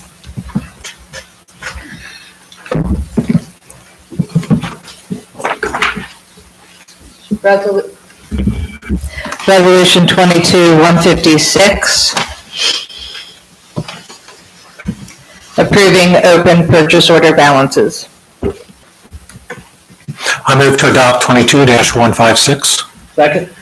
Any discussion? Trustee Harkemaier. Yes, Trustee Burden. Yes. Trustee McAbey. Yes. that passes. May we have the next resolution, please? Resolution 22-157, adopting the 2023 permanent appropriations by attached fund totals for fiscal year commencing January 1, 2023. Motion to adopt. Second? Any discussion? And what's the difference between the sheet laying on my desk here and the sheet that I was given earlier, other than some money? Well, the appropriation should match. No, they don't. 21,889,260. And that's what it says on this one, but on the one that was given to prepare for the meeting is 22,434. Okay, I was gonna explain that. That's why but the one attached to the resolution and the one sitting on your desk match, is that right? And that may be the case. Okay, well, you haven't given me a chance to explain yet. Well, that's why I just asked. Okay. Well, I was gonna say, there were a few changes since I'd sent it out. They were minor, but we had got the amount that was coming in for the opioid settlement. So I went ahead and added that because I knew it was coming in. We got it after I'd sent it out to the trustees. We also had a few changes in beginning fund balances that I wanted to update. So I changed a few of those. Everything was minor. The appropriations in total changed by very little, and it went down. So I didn't add any, it went down. But the rest of it didn't affect the resolution because it was changes to beginning fund balances. The only thing I changed for appropriations was the opioid, a little bit in the coronavirus relief, and a little bit in roads. I was just adjusting based on spending that had been done in the last few weeks since I'd sent you the budget. I just made a few of those changes today, and that's why I printed you another copy. So that beginning balance is, the estimates are lower than they were Yes. last week. Right. Okay. So the updated copy I gave you, just so it would tie to the resolution, but what you're approving is attached to the resolution, which is just appropriations, not beginning balances. So the rest of this information back here, a lot of it's correct, but it's not 100% correct because you made some changes. Right, and it was just those three. So I took road and bridge down by 50,000. I took the coronavirus down, and I added the opioid. The opioid just came in maybe 2 days ago. That money won't come in till July, but last year when it came in July, then I had to revise the budget, then I had to revise appropriations, and I thought since I got it in the last few days, I might as well get it done now, so I don't have to send a new copy to the county next year. And where the county is at? 2909. It was like. One Ohio? Yeah, One Ohio. It's like $7,000. It wasn't material, but it's just one less step we'll have to do now in July.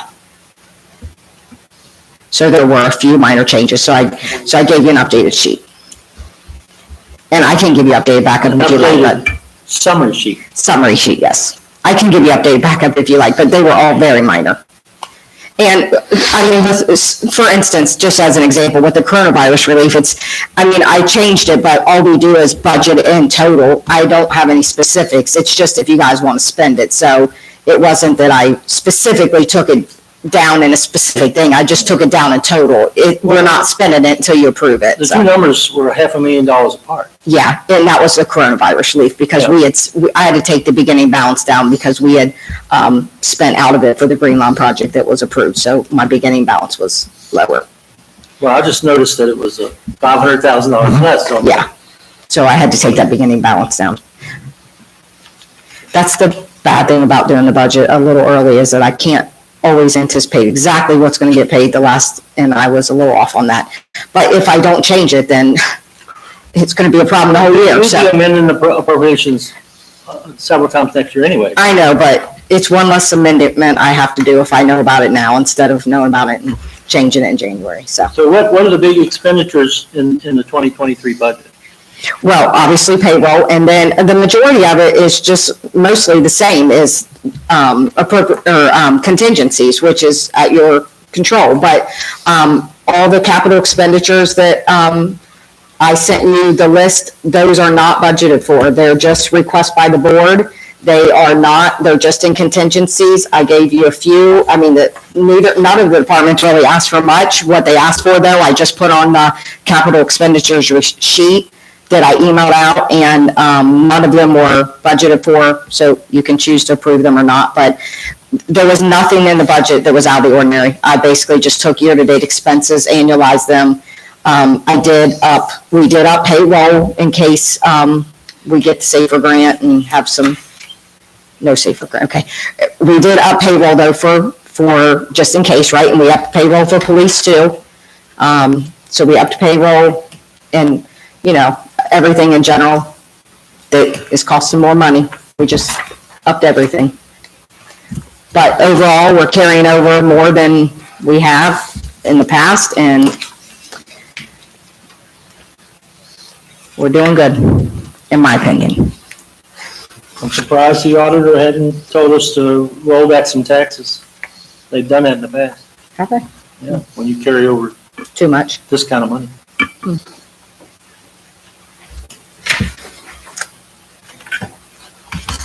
Just don't tell the department heads we have too much money. We don't have too much money.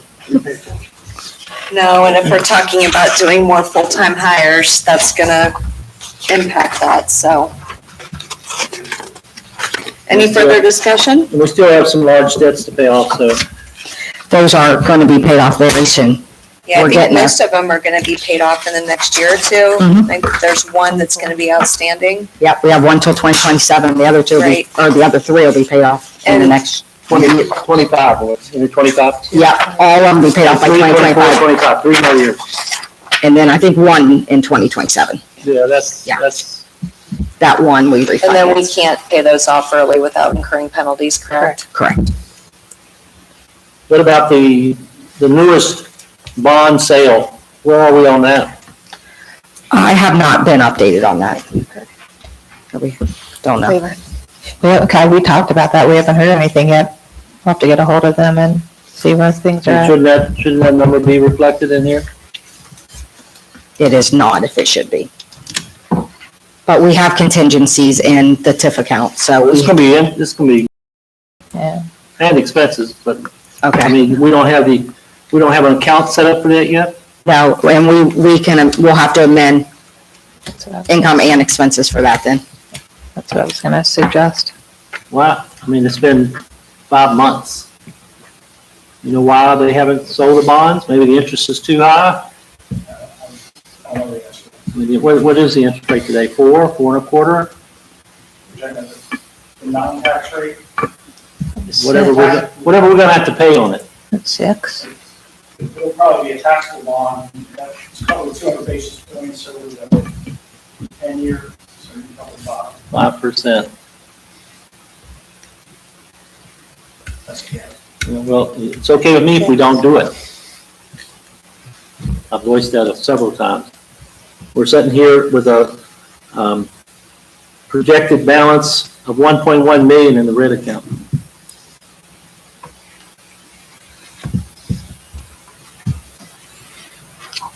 Anything? Nope. Okay.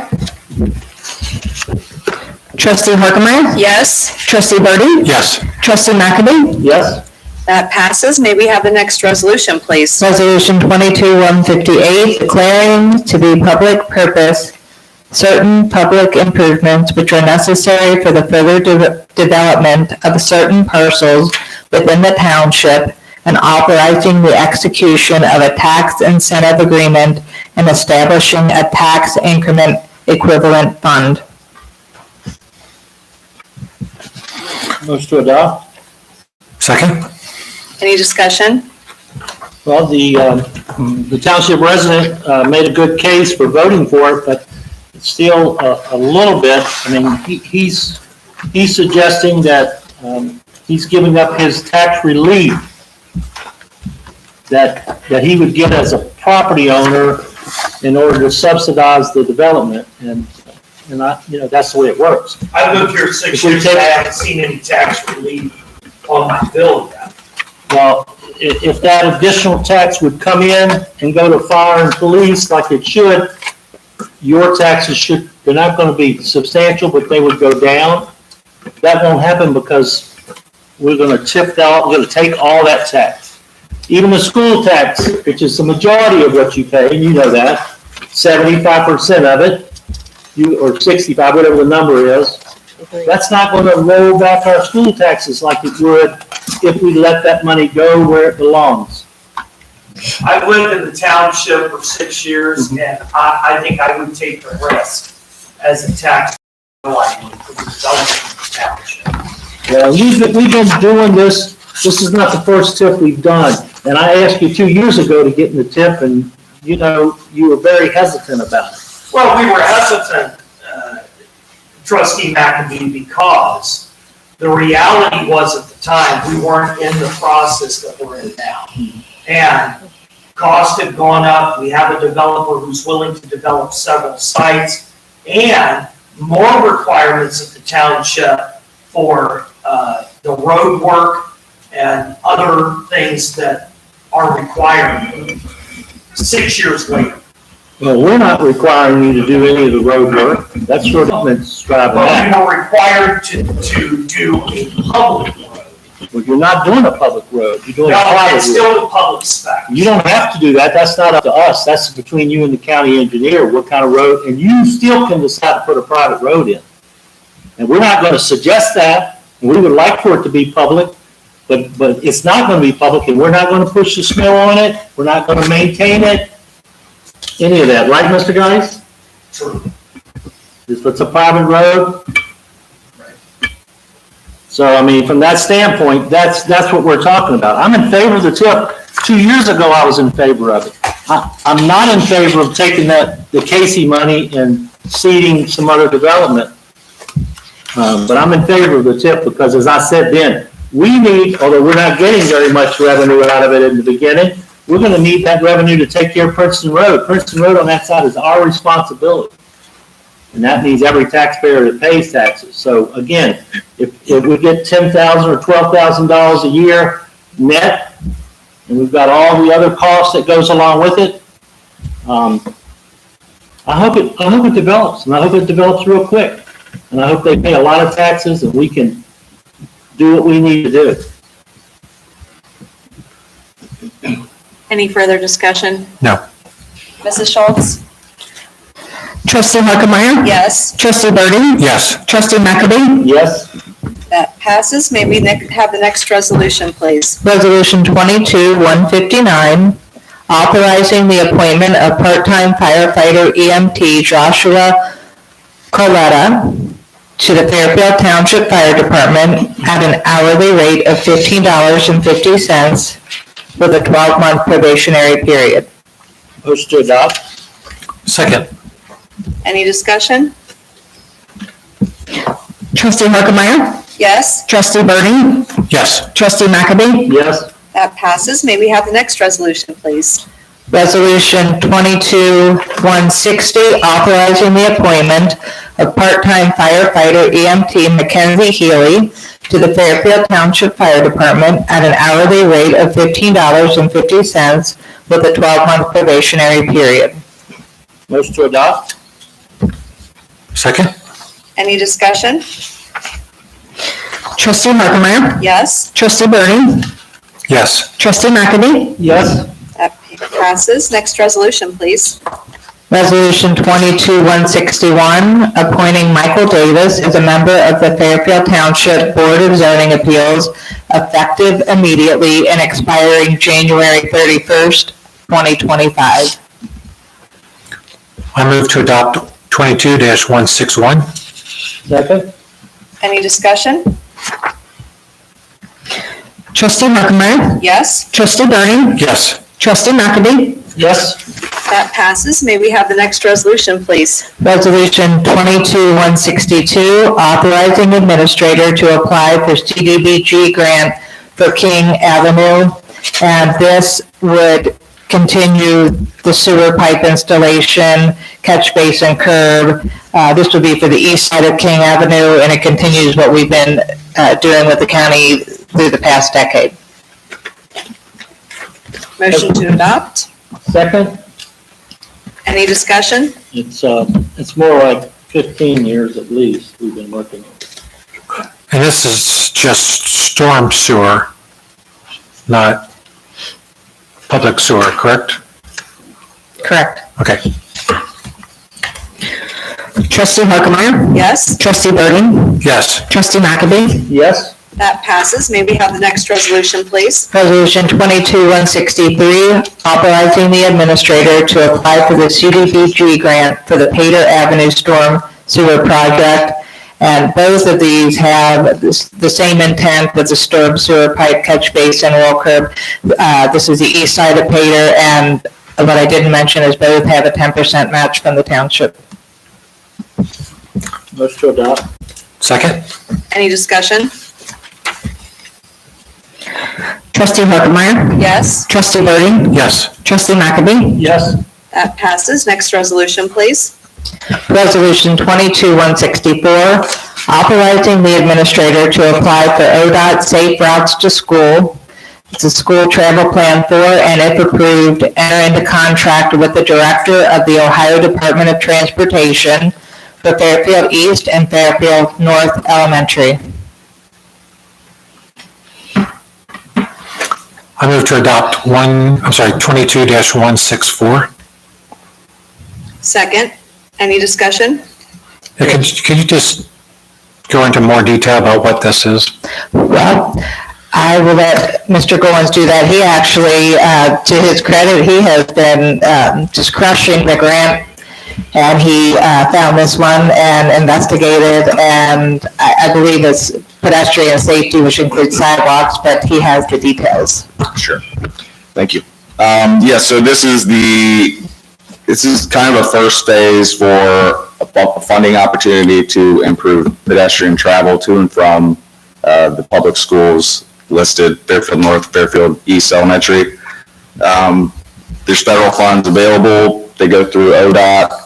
This is just a travel plan. So what this will do is it'll give us an opportunity to contract a consultant to organize a round of public hearings, public meetings for input and contact or communicate with police, fire, and the school district as well to address any safety issues with pedestrian travel. We have 0 sidewalks that go to these schools, so I feel like there's plenty of safety issues to address. So this is just the first step in being able to really apply for the infrastructure funds to put in sidewalks. Is this just funds to do the research? This is funds just to do a school travel plan, so a safety study. So it'll kind of develop real high level engineering, but nothing detailed. That would come later phases if. And it's not a grant to actually do the work. It's just a grant to do the study to what work they're suggesting. Exactly. It's to do a detailed travel safety plan, basically. But if we have a plan in place, then we could maybe go someplace to say, got this plan. This is what the government is saying is a safe plan, would improve our communities, what have you. Exactly. So, and this falls under the umbrella of the Safe Route to School funding. The main thing the Safe Route to Schools funds are sidewalks. So this is their plan that they want us to have before we apply for those funds. Okay.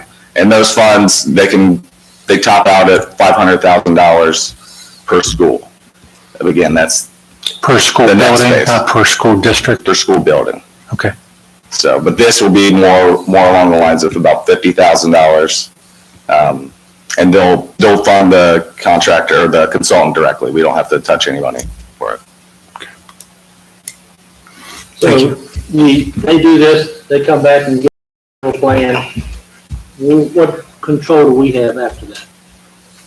Well, we don't have to follow it. We don't have to do anything with it. We'll have an opportunity to have input into the plan for sure.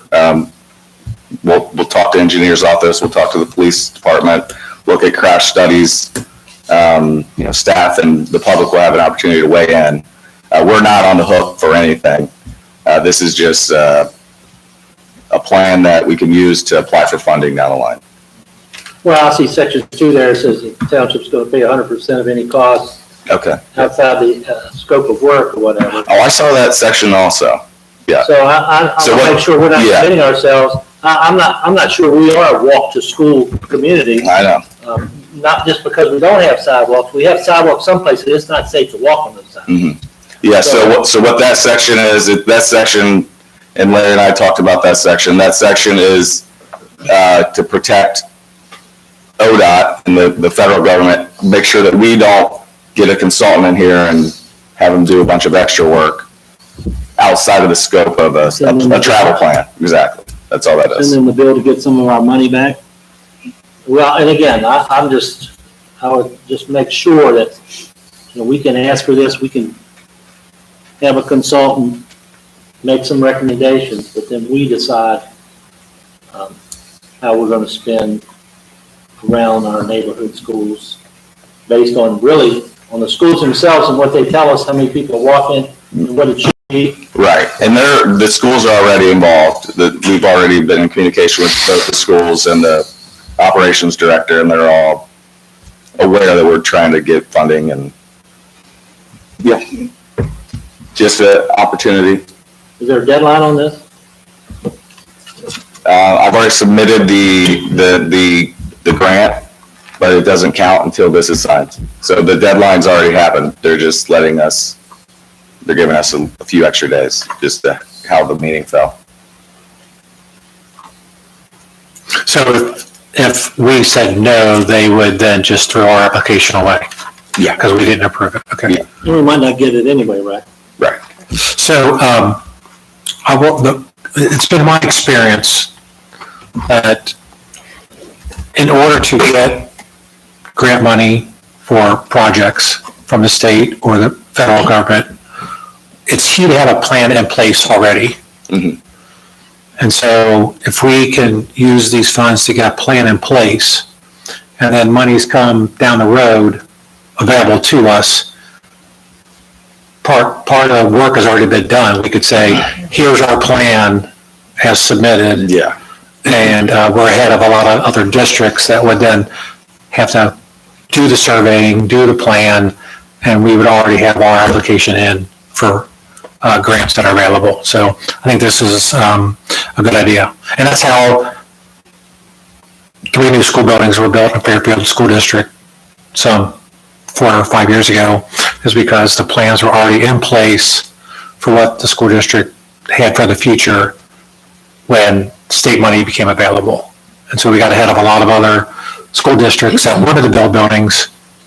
I mean, Monroe, right up the street, is hurting bad for buildings because they didn't have a strategic plan in place for their building needs. And so I think this is good that we would have a plan in place that's been approved by experts and teaming with the schools about what the needs are. And so that if we do have this plan in place and the money's become available, then it's easier for us to apply for it. So I'm in favor of this. Larry, can you tell me what section 4 really means? I don't have that in front of me. Is this the part that if we go beyond the scope? No, that's number 2. On the resolution, section 4? Yeah, section 4 on the resolution.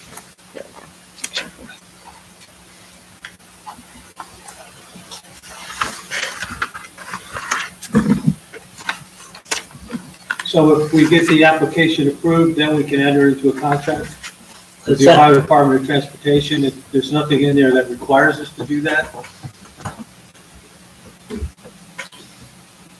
It says the applicant is hereby empowered. On behalf of the trustees, Oh, okay. who is the applicant? The Board of Trustees, correct? Yeah, that's what I assumed. But it says on behalf of the Board of Trustees. I think we're the applicant, though, and then you're doing it on behalf of the board. So Mr. Goins doing it on our behalf. Yes. It doesn't look like we have any say after that. Well, I think you have say over what the applicant, Mr. Goins is gonna put in there. I mean, is that who that would be?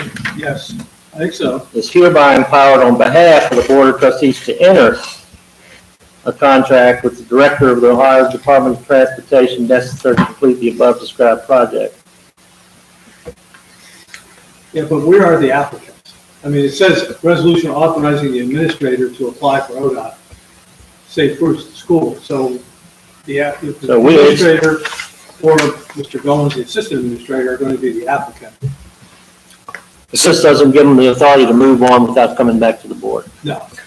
Well, to my understanding, the way it reads is the above project is the grant to do the study. Right. So Study. if it's awarded, then it gives the applicant, which is Mr. Goins on behalf of the trustees, to hire someone to do the study. Right. That's what it's saying. It's not saying Mr. Gomes to hire someone to put in the sidewalks. Right. Because the above described project is the actual study for the Safe to School. That's correct. Okay. Yeah, Chuck and I went through this back in the day. That's the way we understood it. That's what I understood.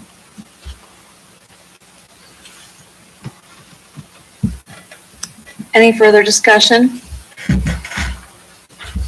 Mrs. Schultz? Trustee Harkemaier. Yes, Trustee Burden. Yes. Trustee McAbey. Yes, that passes. May we have the next resolution, please? Resolution 22-165, approving a school compensation agreement among Fairfield Township, Fairfield City School District Board of Education, and Butler Technology and Career Development Schools. let's go adopt. Second? Any discussion? Yeah, let's have somebody take us through this and make sure we understand it. The basics are just that Butler Tech waived any requirements, and we have agreed to make Fairfield City Schools whole.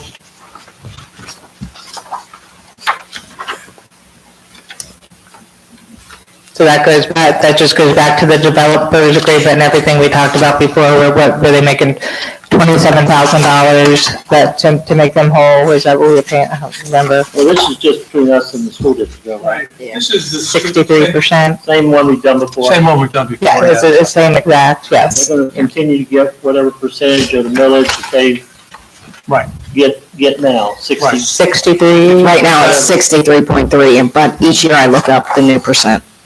So, And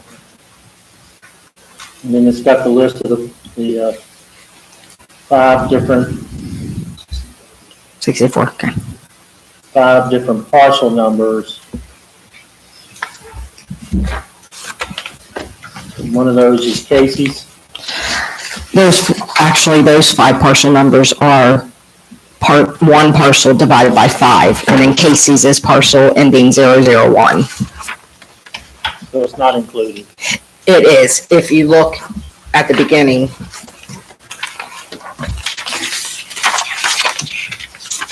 And the attachment says description of parcels, and it doesn't have 001 on it, No. or 002.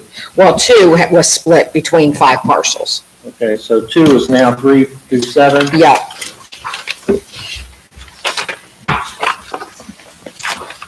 One is in the TIF, though.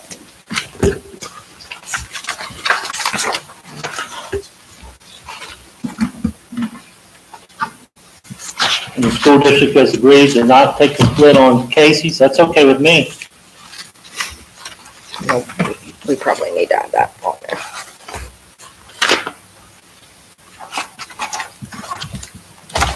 I'm sure that's not the case. Yeah, we need that. It's on the resolution. I know it's on the resolution. Yeah.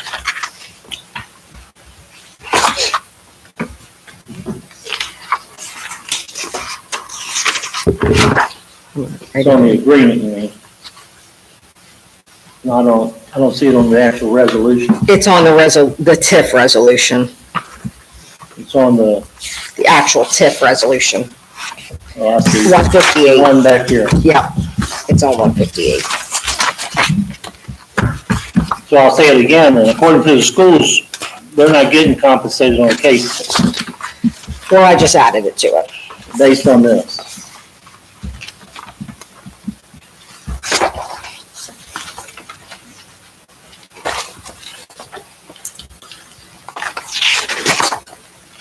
No, I believe the schools are getting compensated on cases. And I think we ought to have this description of parcels correct. The attachment should be correct I agree. before we vote on it. Well, I added it to it. Do you want to make a motion to add it, since I just did it?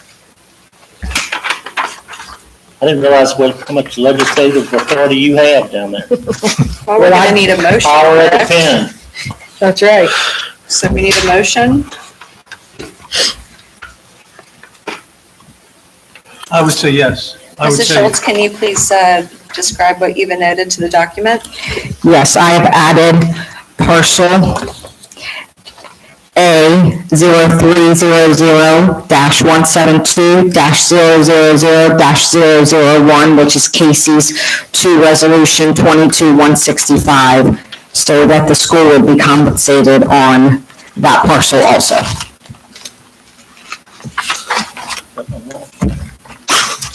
That's complete so the document is complete now with that annotation? Yes. So that you need a motion to amend Exhibit A to add 001 that she just described. Right, so I'm going to make the motion to amend per Mrs. Schultz's previous comments.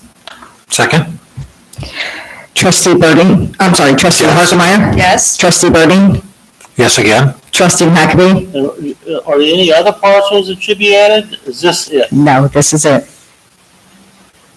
Would you like to vote? I'm still thinking, you didn't give us a chance to discuss this. We're just voting on the amendment to add 001 to the Yeah. Does that have exhibit. to be unanimous? No. Yes, how about yes? Mrs. Schultz, will you call the roll? So now we're voting on the actual amendment. Any more discussion? As amended. As amended, right? Okay. Trustee Harkemaier? Yes? Trustee Birding? Yes. Trustee McAbey? Yes.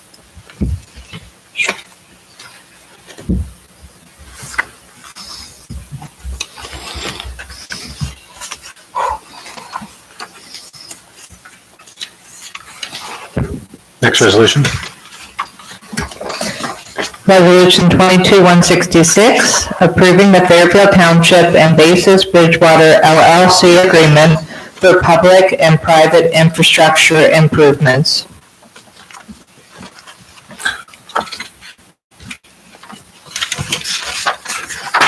Motion to adopt, I move to adopt 22-166. Second? Any discussion? I do see that the 001's not in this. And is that supposed to not be in this agreement? It's not. It was taken, It was not in this agreement. But so it's not supposed to be. it's not supposed to be. It didn't look right the way it was written originally. Okay. So I changed it so there was only .00 and then wrote in 500,000 after. I Ken made that change.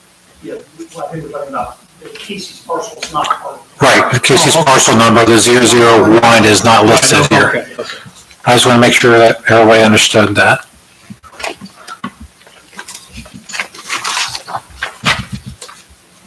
So they're not in the agreement.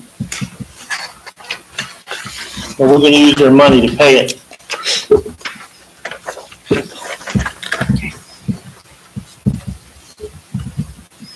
We're gonna pay 75% until the 500,000 is paid off. Is that what we're doing, or are we just paying it until we get the up to 500,000, right? But if it only generates 200,000, then isn't that our previous discussion? Yes, it says whichever is less. So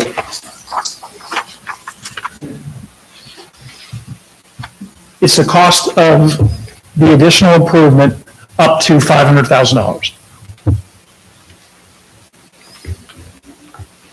And if it doesn't generate that, we're not going to pay that much. That's correct. Yes. If it doesn't cost 1.5, then we shouldn't have to pay it either, 1.4. Do you have that, is that something we can attach to this, what the estimate is? For the actual improvements?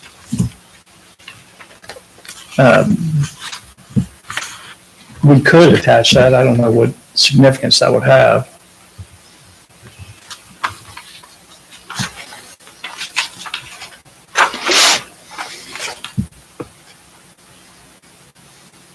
If the fifth district expires before the township distributes the total amount necessary.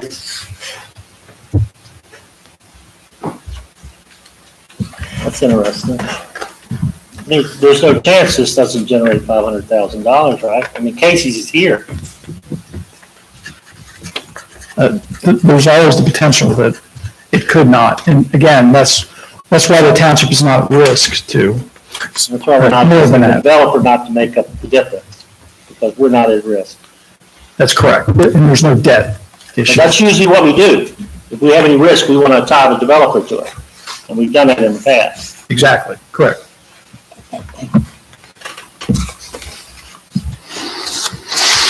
And which infrastructure is going to be public? And to me, that means in the public right of way, outside, I mean, what is it? Public infrastructure could include the storm sewer system, could include the extension of all of the utilities, which could be electric, sanitary, and They're on water. his private property. Right? That's correct. Those They're could not be- going to be in the right of way. They're going to be on their private property. It's correct, but the public would be able to extend from those as well.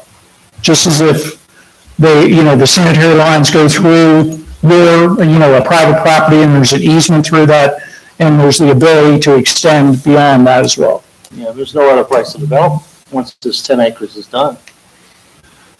But there's always the opportunity for enhancement. Again, we talk about this property of the church, and the church has been there for quite some time, but the church may not be there 5 years from now. And then the church may Hope it is. develop I say the rest of that could be redeveloped. That's correct. I see what you're saying. And that would also include, just to help, the Nazarene Church. I know that discussion when Sherman Williams went in. Hopefully our churches are still going to be here, but property can always be redeveloped.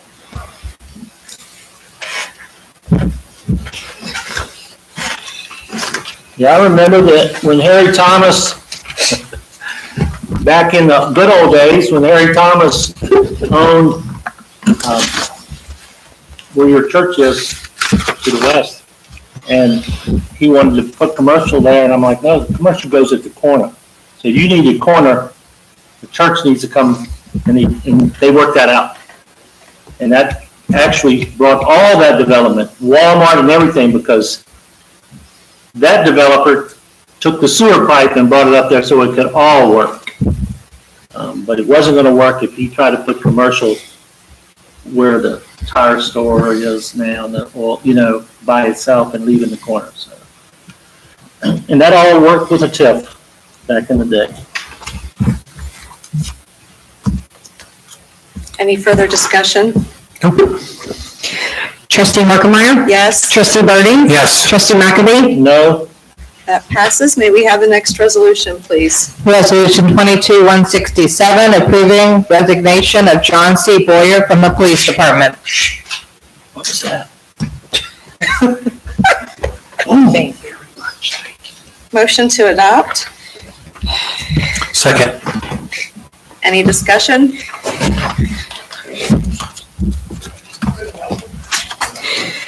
Trustee Harkemaier? Yes, Trustee Birding? Yes. Trustee McAbey? Yes, that passes. May we have the next resolution, please? Resolution 22-168, appointing you guys okay over appointing part-time firefighter EMT Nathan Mockwood to the Fairfield Township Fire Department at an hourly rate of $15.50 with a 12-month probationary period. I move to adopt 22-168. Second? Any discussion? Trustee Harkemaier? Yes, Trustee Birding? Yes. Trustee McAbey? Yes, that passes. Under announcements, our offices will be closed to observe the Christmas Eve holiday on Friday, December 23rd, 2022. We will also be closed on Christmas Day, Christmas Day holiday, Monday, December 26th, because it's the 25th of Christmas. We will also be closed to observe the New Year's holiday on Monday, January 2nd, 2023.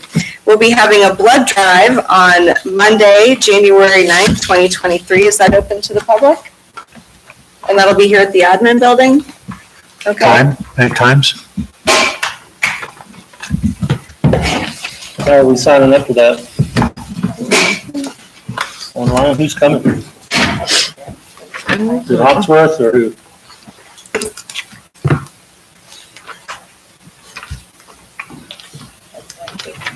Okay, we'll check the website for times if interested. Oh, yeah, so I haven't put it out there yet, but yes, the blood drive is going to be open to the whole community. We are going to have a van right outside in between the buildings. Diane just met and discussed everything, and we have the portal, so more to come on that. But yes, it is community-wide, and the only people that have received information so far were the immediate team, because I was prepping them for that coming. So, and part of the reason behind it, of course, is a great community event. It also coincides with an event that links to our Go 365, which we continue to push and promote and are doing great with internally. And as we mentioned previously in the meeting, the Fairfield Township Board of Trustees meeting and organizational meeting will be held on Tuesday, January 10th, 2023 at 7 p.m. Are there any board member comments?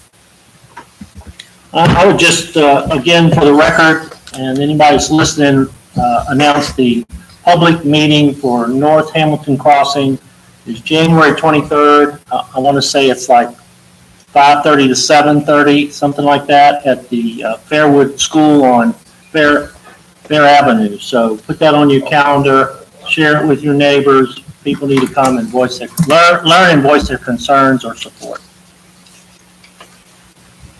And I want to thank Trustee McAbee for leading this township's efforts to that project and our opposition and our concerns. So thank you for that. I do want to wish all of the staff and employees and citizens a Merry Christmas and a Happy Holiday season.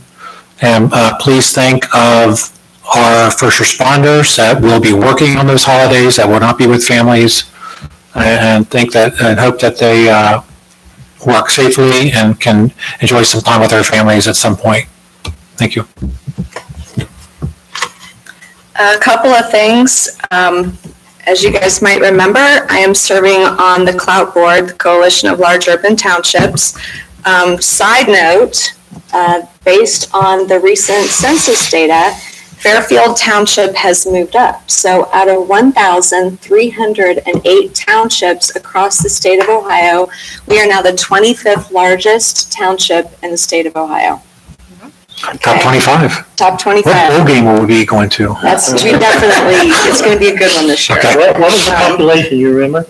About 22 and change, I believe.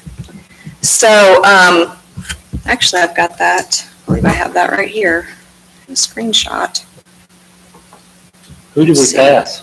We passed a lot. You can check that data out for anyone who's listening online. It is, if you go to the Ohio Township Association website, it's on there.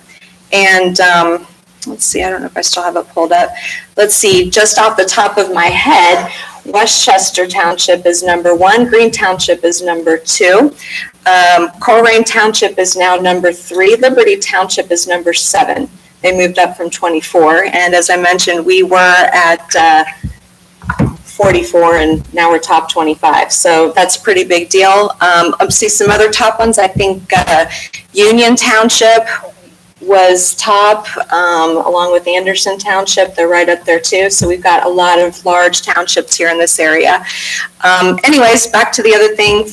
I sit on that board for the South. I'm one of the Southwest representatives, and I met yesterday with the 2 other delegates. That's Dee Stone from Anderson Township and Cheryl Seavey from Delhi Township. They're also top 25 as well. And in one of our previous CLOUT meetings, they discussed some of the breakout sessions that we're going to be doing at the OTA, and they're trying to get some ideas about this. And one of the big ideas and thoughts that we're all kind of coming up against is on mental health, and that being mental health for our external residents and mental health internally. So Chief Shabali was kind enough to give me an example of this. Would be the yellow card that our police officers take with us, and they give out to people that have all the resources.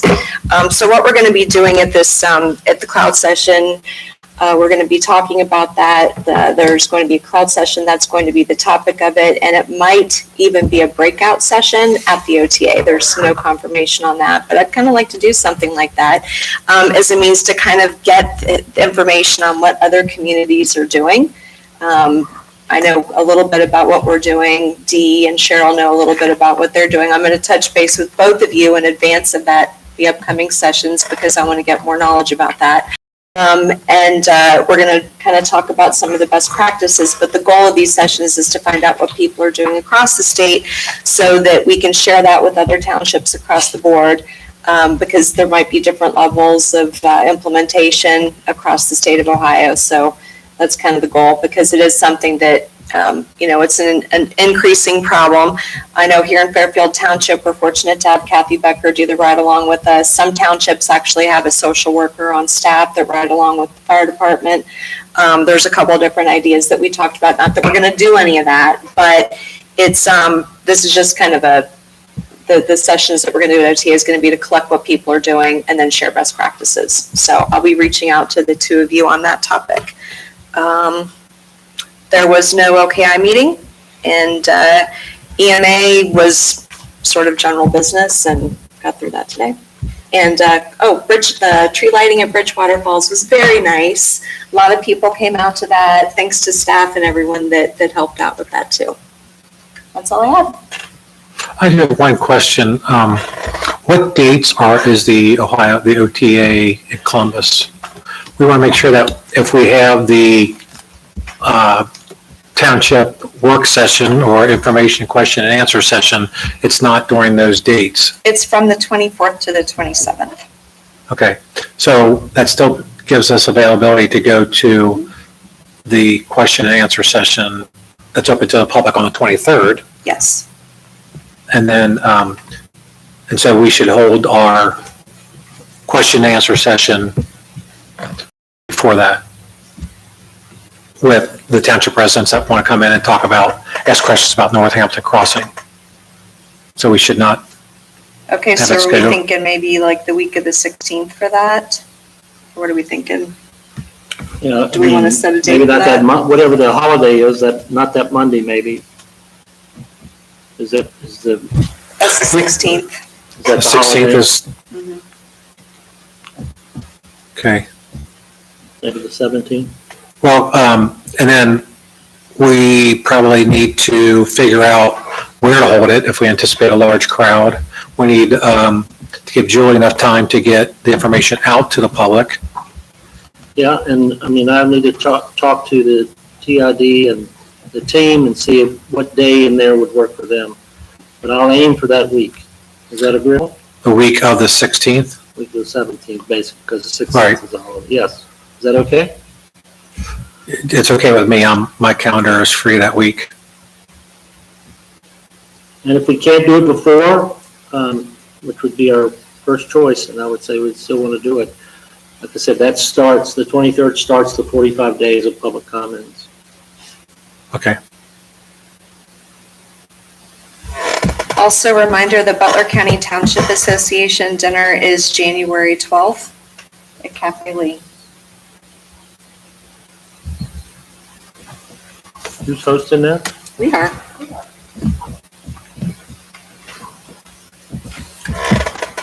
We have a sponsor? Right now.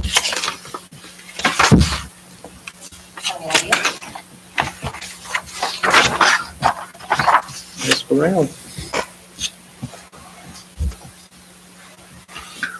Okay, motion to adjourn. Second? Trustee Harkemaier? Yes, Trustee Burden? Yes. Trustee McAbey? Yes? thanks for coming out. Did you read that? Okay. That's the fund. We don't have signature Oh, yeah, I think this was emailed to us, right? on this. I got it by The email one I saw just. not long ago, but I asked for a printed copy. Okay, yeah. You know, but this is the finding. So there were some. There's some findings, but no. Before, and I asked about those negative numbers, that was what was happening. All those things supported